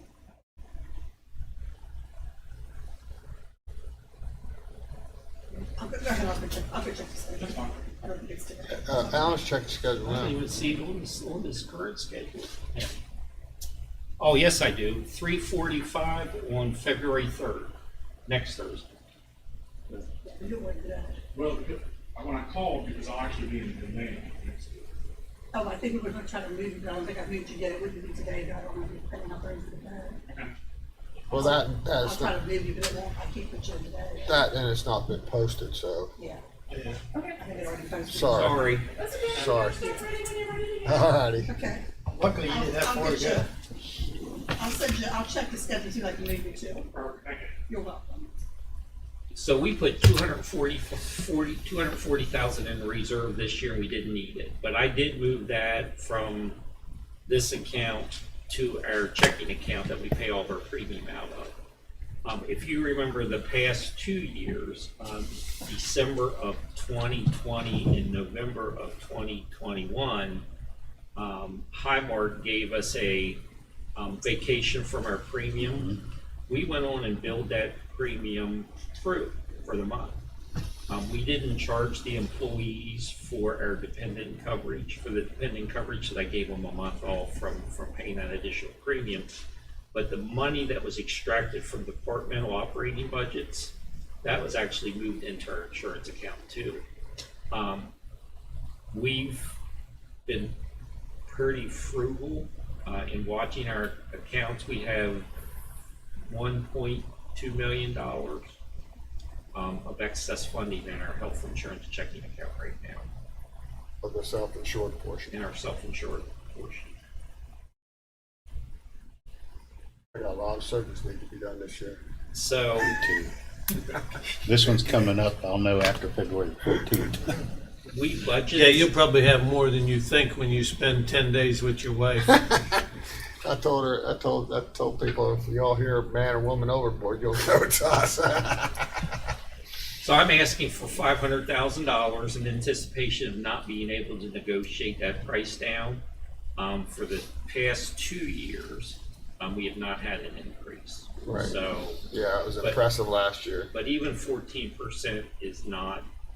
If you haven't had one for 2 years, if you give 7% for each one of those years, you don't have one this year. At least you know. plus it's not The compounded. problem that Yeah. we have the problem that I will have this year is, I knew all the folks at Highmark, West Virginia, the senior underwriter, the senior vice president in charge of our account. They both retired this year, and the underwriting for our accounts actually been moved, Yeah, they were scared of me. has been moved to Pittsburgh. Is that right? Yeah, so it's not being underwritten out of the Charleston. yeah. So, So I the got- underwriters out of Pittsburgh, and I don't know them this year. So Alan, I got a question for you. Have you heard of any traction on the wage bill for elected officials in the state of West Virginia? I have not heard anything. Because if that looks like it's going to go through, we should put those add those numbers into our budget. It wouldn't be till next year though, would it? That's what Yeah, the the budget's budget for. we're working on. Sorry. Well, We're all out there today. Yeah. We'd have to build in a half a year because it would become effective Yeah. January 1st, Right. probably. I was thinking. That's a good point. We expecting a big pay raise? Huh? Everybody expecting a big pay raise? Well, the legislature has a bill in right now to increase, and I think if I remember right, it was like 10% for county commissioners. It was like 15% for assessor and prosecutor. I forget what the sheriff was, but I did read the bill. But the counties had to qualify for it again, right? Well, it's probably different amounts for different. What do you mean qualify? Because we Had to had, be caught up on the Different regional classes. jail bill. yeah, they had to qualify. They all caught up and then they fell behind a Behind month again. after. Yeah, I don't know. To be honest with you, I didn't read that in it. Crazy. I didn't read anything about qualifying. Funny how they could catch it up. Yeah, they actually did put some qualifying factors in there, and I think What, I was being regional part of the jail. regional jail bill is Yeah, it's one of them. If you're in arrears with paying your bill, you're not. You The don't qualify elected- to give a the elected raise. That's what I officials said, they don't. all caught up overnight, and then they fell behind again. Right. Yeah. And see, that ought to be a factor too. Oh, yeah. Well, it shouldn't be just caught up. You should be maintaining your, For the last, Yeah. for the last 3 years. You know, put that caveat in there, see what happens. No, I'm sorry. All right, Mr. Davis. or that you have to moving forward. Yeah, for the next 3 years. So we have been meeting with, we've had discussions with Highmark, West Virginia, some very, very preliminary ones. We were supposed to actually have a meeting last Friday afternoon. But Cody, our representative, who you all have met, remember his mother was ill and in the hospital, and remember his family actually was positive for COVID, so he was self-quarantined. So I think that's been rescheduled for 2 weeks. Yes. So Cody's coming back in? Yeah, Cody is coming in, so Not in council. not council. To be the officer. Some Yeah. face-to-face negotiations. So we're, I'm confident we'll get it down. Whether we'll be able to get it down to zero again this year, I don't know. So is the amount that you've got in there that 12%, is that what it is? 14. Okay. That would cover. That's what your number is? Correct. Yep. 460 is the number. The courthouse account, that's your big account. It's 3.2 million and change, almost 3.2 million this year, 3,181. That takes care of telephones, utilities, building and grounds maintenance, postage, which is about $225,000. We have only expended through the first 6 months about 23%. Professional services, insurance and bonds. That's insurance and bond is probably our big ticket item. That's our property casualty insurance. Our premium this year is $1,109,402, with workers' comp actually being our biggest premium, $482,368. However, we were able to offset that by about $54,000. You're on building, 424. yeah, you're on courthouse. Yeah, account, courthouse Not account. building, okay. They did an audit of us this year, and we actually, for the first year ever, ended up with about a $54,000 credit. On what? Workers' comp. Workers' comp. I know where that one came from. What? Sheriff's Department. Yeah. Well, that and we had overestimated our payroll too, so that helped. Okay. We've been working with a couple months ago. We actually worked with Steve Rawlings and Mike Rezak? Chris Carey? Chris. They came down because they knew I was concerned about the rising increase in our premium. So they gave us an estimate premium, and I just got the renewal application, which we'll have in the mail next week. They gave us an estimate. Our workers' compensation, our rate mod is actually supposed to go down. We're losing a bad year and picking up a little bit better year. But that's before we increased our payroll by 10%. But it was projected that our workers' comp was going down from 482, 368 to 465,000. But we have some pretty low deductibles for buildings and things like that. What we're going to be doing is looking at some of our deductibles to see whether, we can tweak those a little bit. They did give us a not to exceed number this year of $1,125,450, which is up a little bit. And that reflects a slight increase in automobile, general liability, slight increase in our GL. Excess liability is going to stay flat. Our inland marine up just a wee tiny bit. Property premium will be up some because we did add the additional buildings. So I did bump that up. Insurance and bonds up to 1.3 million, up 200,000, and then contracted services. You can see that we budgeted 100,000, we've expended 153, so I did bump that up to 200,000 this year. Retiree premiums. Retiree premiums is what we pay PEIA for retirees that retire under PERS that elect to continue their insurance through PEIA. You can see we budgeted 125,000.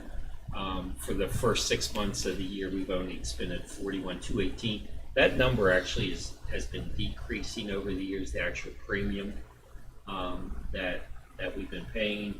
Supplies and materials were good. Auto supplies, it's been 350,000 for the past several years. That's our actually gasoline and diesel fuel. That's through our fuel fleet card. We budgeted 350 for the first 6 months of the year. We expended 38.5%. We expended $134,734.21. I left it at 350, although I was tempted to bump that up a little bit, only because of the rising cost of fuel, but I think we're going to be okay. Any questions about courthouse? That takes care of everybody. The thing I was thinking, if there could be any reductions, the sheriff, I think, has been doing some defensive driving courses with his staff. If maybe those would go towards reducing Credits for the insurance, you mean? Our auto insurance has not increased. It's only for each car, it was $945, might be like $960 something. Yeah. For coverage of each car. That's actually not Cheap. experience rated.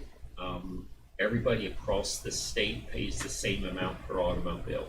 It was $1,000 a piece, wasn't it? Little Yeah, less. It's actually come down a little bit. It was like 1,013 or something at Yeah. one time. Our workers' comp is the bigger hit. Is the big hit. I think we finally have one workers' comp coming off a long time. Yeah.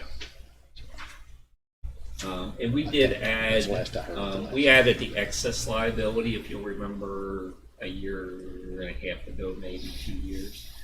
We actually increased our limits from $1 million to $2 million, which still isn't a lot, but it's better than it was. What all? Nice if they would give us an umbrella.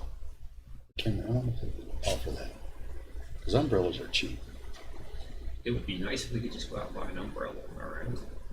I'd like to get a copy of the whole, just the detail for the courthouse to give John Hardy, because John Hardy's working on trying to see what he can do about Our expenses for the courthouse? Yeah, about our expenses, Utilities and. Yeah, I'd To like give to to give this- him a list of that, just so that he's got that in front of him too, when he poses that argument to say, you know what, this is what they're paying, and we're giving them $75,000. I can do that for What you. a joke. I'll get that, I can get that together for you. I can roll in utilities, port security. Space. $75,000 for the past 10, 12 years. Well, just if you put it That together. should be for send it- every send it magistrate. Send it to John Hardy and copy me on. I'll send it to John, no. copy all the council. Yeah. Okay. Yeah. Any questions about 424?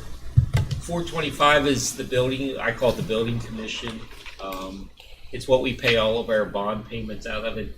And this account is what, I mean, this council should probably be, of all of your accomplishments, I think this is probably one of your biggest accomplishments. You'll see that for next fiscal year, it has not increased. It's $3,335,000, with $3.3 million going towards bond payments, $30,000, which is professional services. That's primarily the cost for Cox Holiday to do our financial statements, and $5,000 for audit costs. You can see that we have the 2000 at the very bottom. We have the Series 2017 bonds, which we refinanced, and at that time it was, the interest rate was 2% increasing to 4% during the life of the bond. The principal on that bond as of 6/30/2021 was slightly more than $3.5 million. It has a maturity date of December 1st of 2036. The next three bonds were all bonds that were issued or refinanced during 2020. The 2020 bond, principal 7.8, was slightly more than 7.8 million. That interest rate at that time we thought was exceptional at 2.06 fixed. That was issued to provide funding for 520 South Raleigh Street and the refunding of the 2011 bond issue. That just bring Eddie up to speed on that. That bond was done. That's the third time in 11 years. It is. It saved money each time. Now, are you extending the term? Hmm? Does the term remain the same? We've actually lessened the Reduced term. it. We decreased it on the second. I know we decreased it on the first refi. But I think it's the same, but then we rolled the day report center out on this last time. Is a note for the health department in on that? We paid cash for it. It's done. We don't have nothing on that? No, that was never even in the hands of the building commission. We paid cash. If you'll remember, health department paid $500,000. Oh, that's right. I forgot we owned finance. And then we financed it, no interest for 4 years at $56,250 a year. Yep, I remember. Yep. And then the renovations we paid cash for. The 2020 B bond, the current principal as of 6/30, 2021 was slightly more than 2.3 million. The interest rate on that was 1.44% fixed. The next two bonds both have a maturity rate of December 1st, 2029. And that was issued to refund the 2014 C bond issue. And then the big one, the 2020 C principal, slightly more than 18.3, but we drastically reduced the interest rate on that one and actually shortened the term. We shortened the term by 3 years. 3 years, yeah. So that one has maturity date of 12/1/2029. And that's the whole judicial building. And that was actually was this whole complex, judicial, done, and Crawford building. Right. Not only the purchase, but the renovations. Right, that's what. So actually, I think 11 years ago, we was like 34 million or something in debt. 11 years later, after doing the sheriff department, central dispatch. You don't have central dispatch over here, though. That's a mortgage. No, that was part of the 2011 bond issue that we refinanced. Yeah, that's in there. That's in there. Okay. No, this is our total debt. All right, so it was, I think, 34 to 36 million 11 years ago. So we done the 802, we done the sheriff department, we done 520, and Baltimore Street. We actually done the health department, and we're less money. We owe less money today than what we did 11 years ago. We still got we have very nice buildings. And because we've shortened the maturity of the bonds and reduced the interest rate, we've saved millions of dollars. Camp Secrets and Greg Isaac says, man, y'all don't have any idea what y'all did. We said, oh, yeah, we do too. Plus, we did a remodel on the whole council office. Yeah, We remodeled that as well. yeah. Now, while we're talking about this account, Plus the chillers. Yeah. we paid cash for the Chillers chiller and the out back, furnaces. as well as both of our boilers. That was about a $2 million project. Right, that was a big ticket. We paid cash for all of that. We have some building projects that we need to give some thought to. The design work, the overall design work for the addition to the health department is done. I mean, they still have to do the plans for the electrical and things like that, and we've been given a preliminary budget. So I think that project will be probably the first one that'll be ready to hit the street. But then we have the master repurposing of this building, the electrical engineers, the HVAC techs, everyone. The next time Crabtree comes in, they'll bring all those folks up, and that's the same team that we worked with when we did the reuse of 520 South Raleigh Street, so they're familiar with the way we do things.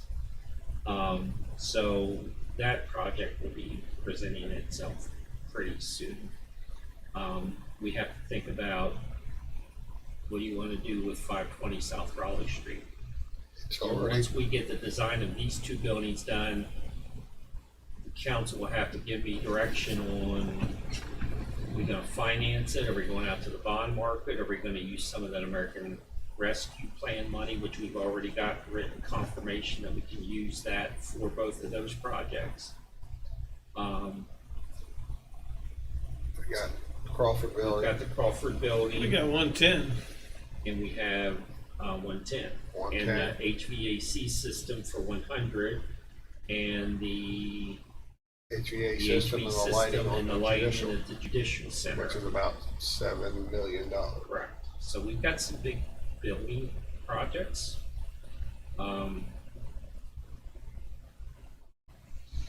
We should sit down and put a budget number together on each one to be able to just look at that and try to digest what it is and what we could prioritize. And the reason I'm questioning that now, or I want you to think about it now, is financially, if we went to the bond market, I think financially, our financial status has improved even since the last time we were there. And if you remember, when we went to Moody's last time, we were right on the cusp of yet another increase, and I think he wanted to give it to us. The bond underwriter wanted to give it to us, but it was right at the beginning of COVID, and it was that uncertainty as to what effect it would have on us.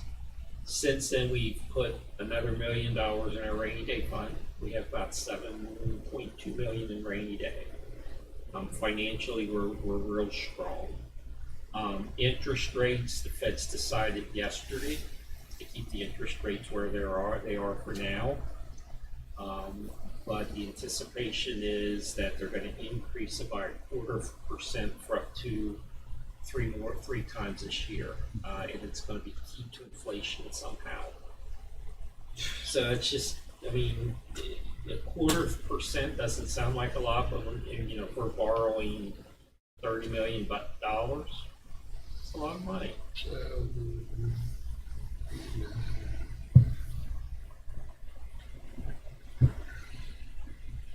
Did you figure this building will be $5 million? $5 million for the health, $4 million for the health department, $9 million. Crawford You're building. talking about $40 million. Yeah. Really. While we're doing this, we might as well throw the Berkeley deck in there. You know, 40 million between everything we talked about.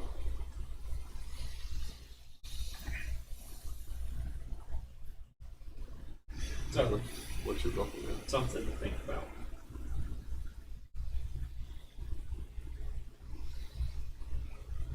Crawford Building would be the big project. I'd say, yeah, that's the one, if you do finance any of them, that's the one you wanna finance for sure. But I mean, even if you finance the whole thing, what's it gonna increase your, Payments? yeah, 3-4 million? Well, you figure we have 32 million right now. Right, We're exactly. paying we're paying 3.3. That'd be 6.6. Actually, our payments for next year That'd be is more than that. 2.7 in principal. It'd be 7.3 probably. Because the rates are gonna increase. Well, if you don't increase the rates, you'd probably be,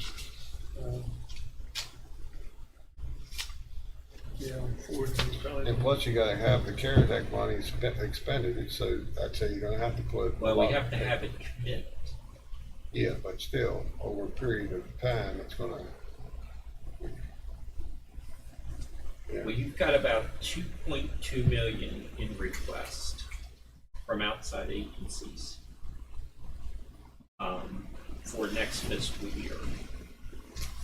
I've got Tracy looking at whether we can go back and recapture some of the lost funding for previous years, maybe offset that we would pay out of the American Rescue Act funds and reduce our contribution out of the general fund for next fiscal year.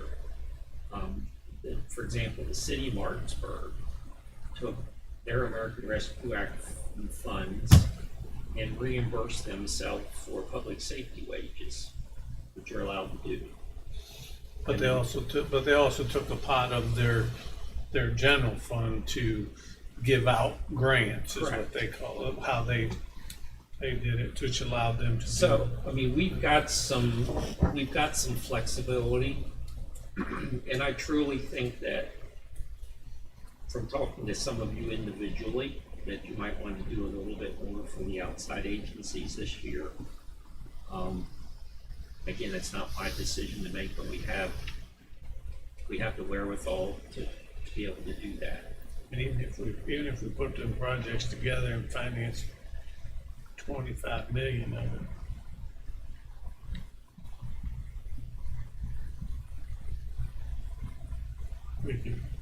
We could keep the payments without going crazy on it. And we still get- have a little bit of money left over in the 2028 bond that we have not drawn down yet.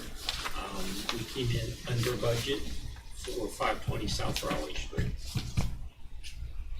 So I think there's about $500,000 in there that I thought if we decide to go, if we put the additional, we'll just roll that over, but we still have that pavilion we want to put on to the. Just priced one, not a real big one. It's one, yeah, it's not. No, the one I priced for the government project. Small, I think it was, they couldn't, if I ordered it today, we wouldn't see it before September. Oh, wow. Yeah, because the specs of it that, that they wanted Oh, yeah, I can imagine. was, I think it was 40, 50 some I think the thousand. last quote we had It's not was, very big. It wasn't probably about a 15 to 30. Yeah. and we still have that pad. Mhm. That's the way it goes, that's the only part that's missing to that.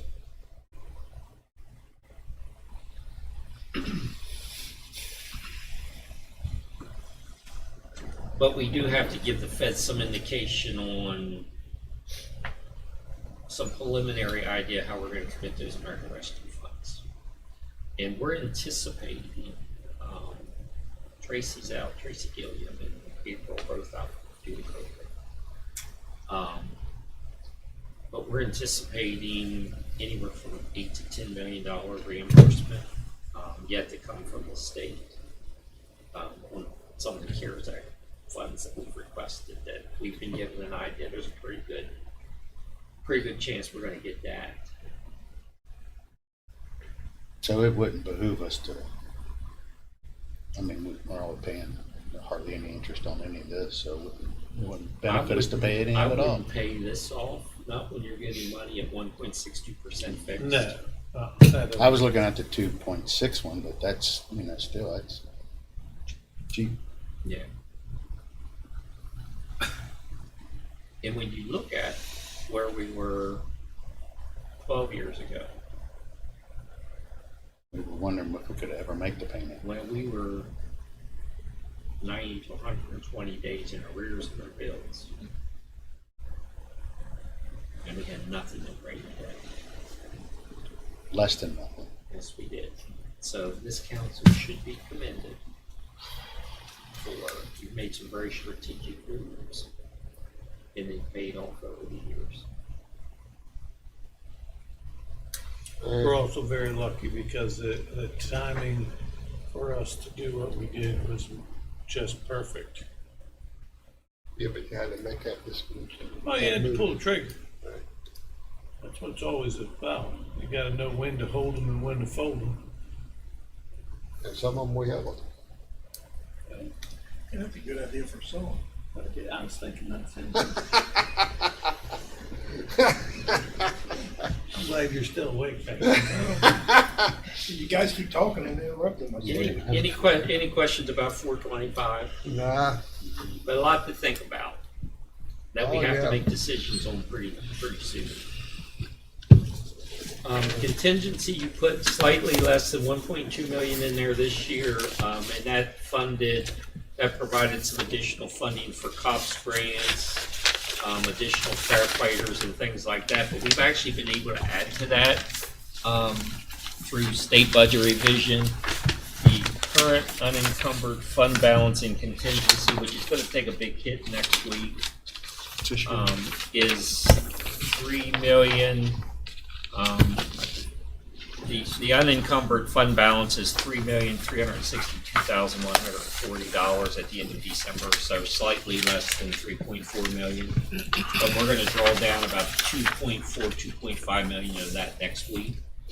But then it's a big state budget revision. We haven't done state budget revision since early December, so we have a lot of funds to be put back in there too. What did we not fund out of that? I know we put some positions in there. We had to for the sheriff, and I know we suspended him. What else did we not fund out of that? Firefighters. Right. We put, of course, pay raises. We put the money for the 10% pay increase in there. So that'll all be drawn. Put the assessor's money in there. Yeah. Well, we funded that. We did. Right. So that's what I'm saying. What was in there that we didn't fund? I'd have to put I know we put a bunch of stuff in and I can't remember everything. We had put some money in there to match some funding for victim witness coordinator for the prosecuting attorney's office if she was able to get HIDA funds, which she wasn't able to get. Some other things. The big thing were firefighters, pay increases, and 40-hour work week for the assessor. Do we have any of Virginia's employees in there this time?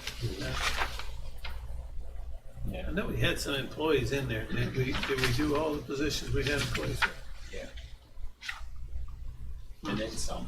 Well, no, not necessarily, because we got the grant for the sheriff, so we didn't have to, there were 2 positions that we put in there. Yeah, but you put 2 in. And we got 4. But we ended up doing 4. Yeah.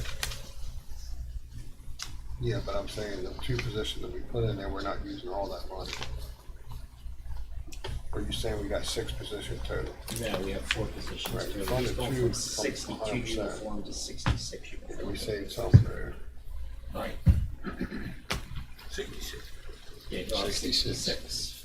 And when I was here, we had less than 51 when I started. I think it's 60. He has 66, and the only vacancies we have right now, as of the ones that you approved with a start date of February 1st, is the 4 cops grants. The other 64 filled. Every position, old positions filled. All the old positions are filled, and a lot of the current positions, the past 4 or 5 deputies that we hired are already certified.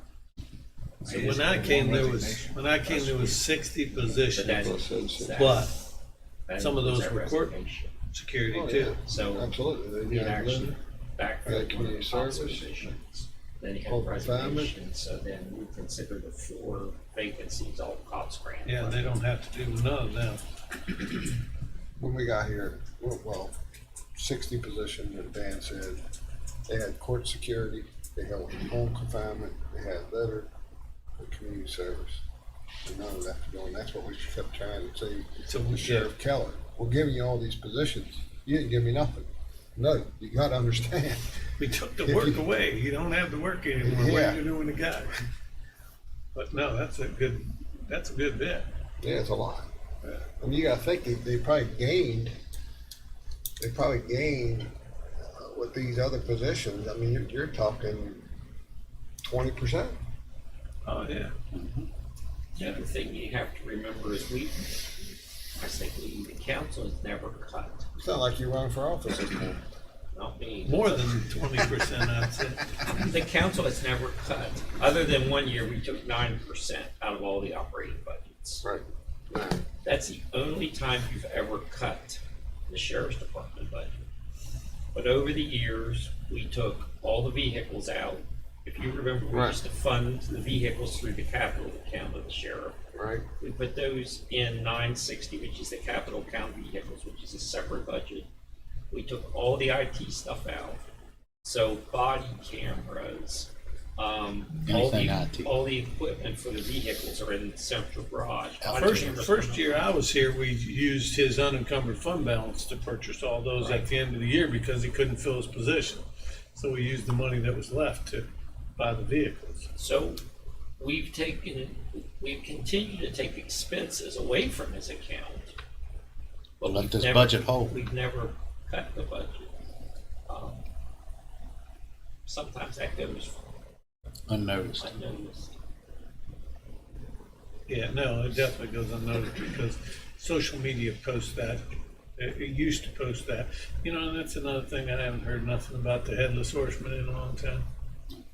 4 headless. Yeah, 4 headless. The 4 horsemen of the apocalypse. Yeah. All right, so what do you got next? Department 704 Regional Jail. We budgeted $3 million in 1920. We cut that to $2.8 million in 2021 and 21-22.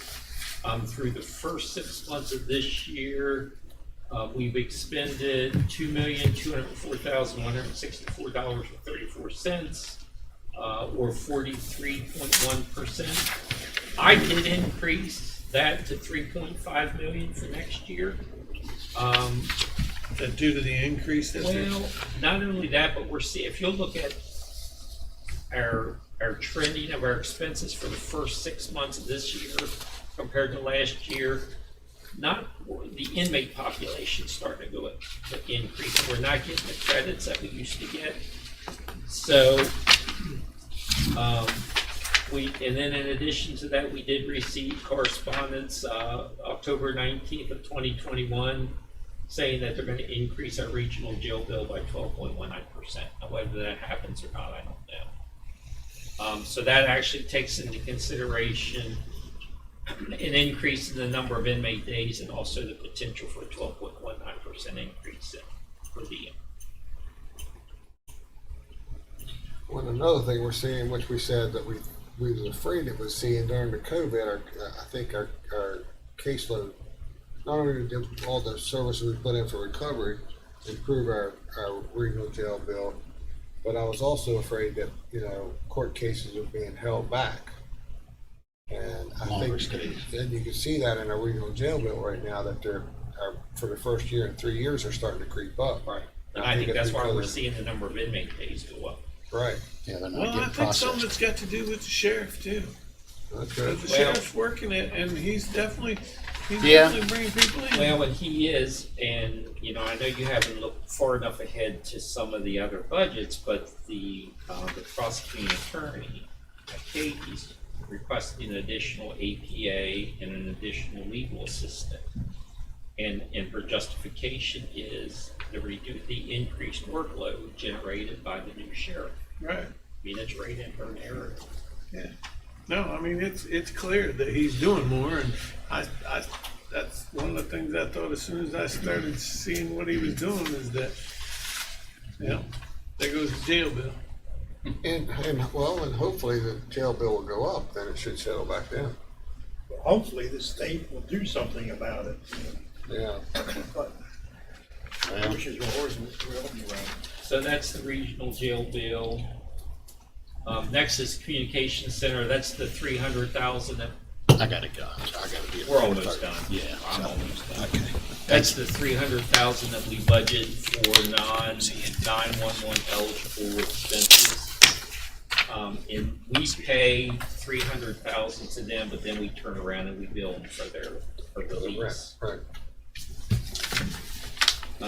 Next is mental hygiene. Our mental hygiene bill has gone out of the roof this year.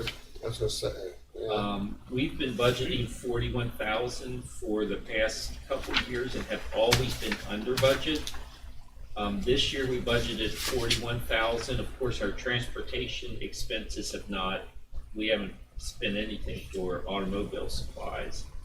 But our mental hygiene evaluations for the first 3 months was actually $43,410.91. So That's we're first. already $2,400 above budget through the first 6 months. So I'll have to infuse that with some additional monies as part of next week's state budget revision. But I did increase that. I left automobile expenses where they're at, but I increased the professional services to 100,000. Talk about that when we go down to legislature too and have that conversation. Because that's such an easy fix. It could all be done through That's such an easy teleconference. $100,000 there, wasted. And time, and all the time. Yeah. The good news is with our mental hygiene, we're not using as many deputies. Court martials. We're using court marshals and deputy reserve, both. Sometimes we don't even send a deputy. So that's working out really, really well. The other thing that we talked a little bit about court security. Mike and his guys on Friday have been serving paperwork for Brian. We're noticing more and more, we talked a little bit about postage, that the circuit clerk's office is mailing documents, guaranteed next day delivery at $16, almost $17 a letter. And there's nothing guaranteed about it. No. Why are we doing that? We just discovered that. So Mike is actually going to work with Virginia. His guys for the mail that actually has to be guaranteed delivery. Our court marshals, when they have downtime, is actually going to help serve that paperwork. But that's getting, well, I guess the downtime because of Friday, the court system. Friday, it's primarily Fridays. Right now we have no downtime. We have six officers off on COVID. Right. So we're barely covering court right now.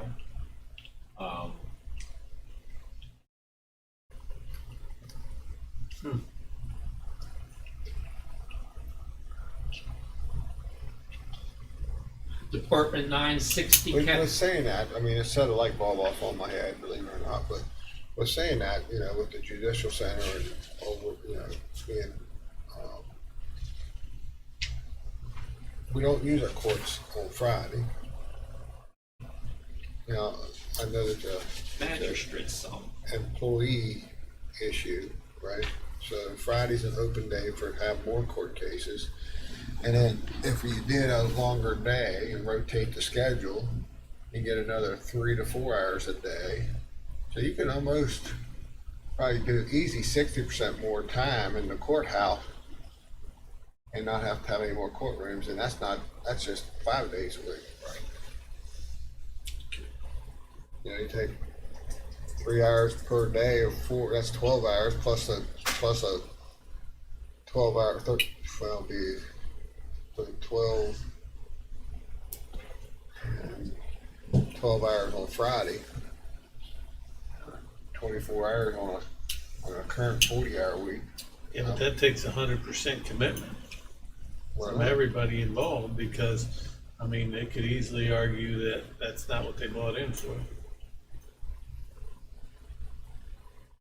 Yeah. Oh, I understand that, but at the same time, I'm just saying, I mean, even if they get the bill passed in for the magistrate to be reallocated in the state of West Virginia, it's like I told Summer, we would need time to get ready. Or we have to do something like we did.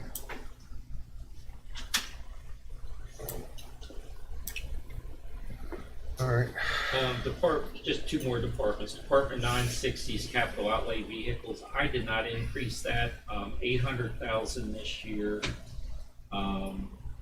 Expended to date is 41.55%. That not only takes care of the payment on our 4 car loans, and you can see loan number 1, which had an origination date of February 22nd, 18. That actually will be paid off in February of 23. So before the next fiscal year is over, that payment will be gone. The 5 vehicles that we purchased, the big purchase, loan number 4, was the 30 Ford Expedition Pursuit vehicles. The 5 vehicles that we currently have on order, we're paying cash for. And the vehicles that we'll be replacing next year will be paying cash for. We won't borrow money for those. So with losing the loan number 1 next year, and what we have on the horizon for replacement vehicles for the next fiscal year, we just kept that at 800,000. And that also includes some of that includes the outfitting of the cruisers. And then finally is your councilperson Copenhagen mentioned our capital outlay buildings, 988. We budgeted $429,260. I put $500,000 in there. We've used that to purchase, that's the money that we used to purchase this 22 acres in South Berkeley. We'll also use some of that money for the purchase of the most recent contract that you had on the house down in Inwood today. And we've put some additional funds in there through state budget revision. So we've been paying, that's how we've been able to pay cash for some of the purchase of the bank building. We paid cash for that, and that all came out of this account.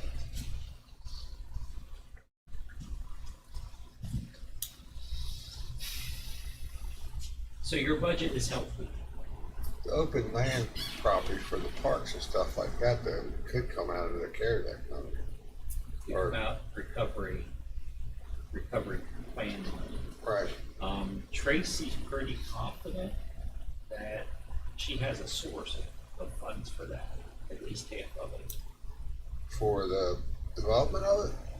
Well, no, for the purchase of the property. Oh, I got you. Okay. On what property? The one today? Pardon me? The one today or the other one out the courthouse? Courthouse. Oh, okay. That's good. Yeah, she and I and Penny were actually supposed to sit down a week ago Monday to talk about pursuing some grants I wanted her to really look at, and then she got sick. So hopefully she'll be back this Monday, her and April will be back on Monday. this coming. Cool. They need that, include that land before the grant. Yes. Your revenues are strong. I'm working on the revenue projections now. We budgeted 39 million in projected revenues for the current fiscal year. Through the first 6 months, we had collected slightly less than 33 million. So we're having another good year. Good thing. Okay. We know where every dollar is, don't we? I will say, You do anyway. you know where every penny is. I was gonna say, I yes, give you do anyway. tremendous amount of credit on that budget. I've seen it firsthand, not only working with you here, but in the previous life. I don't know how you know where every penny is, but you do. And thank I don't want to see you in jail, Ed. you. Well, thank you. I don't want to do it. I'm gonna do it. Come here, boy. Yeah. What was that joke Jim just told us at lunch? It's all about perspective. Yeah.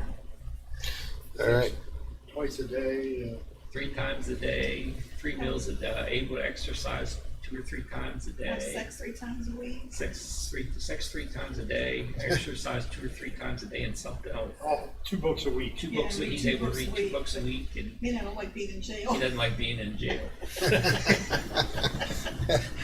All right, Mr. Barnard, if you do the honors. Mr. President, I'd like to move to recesses. All right, we are recessed.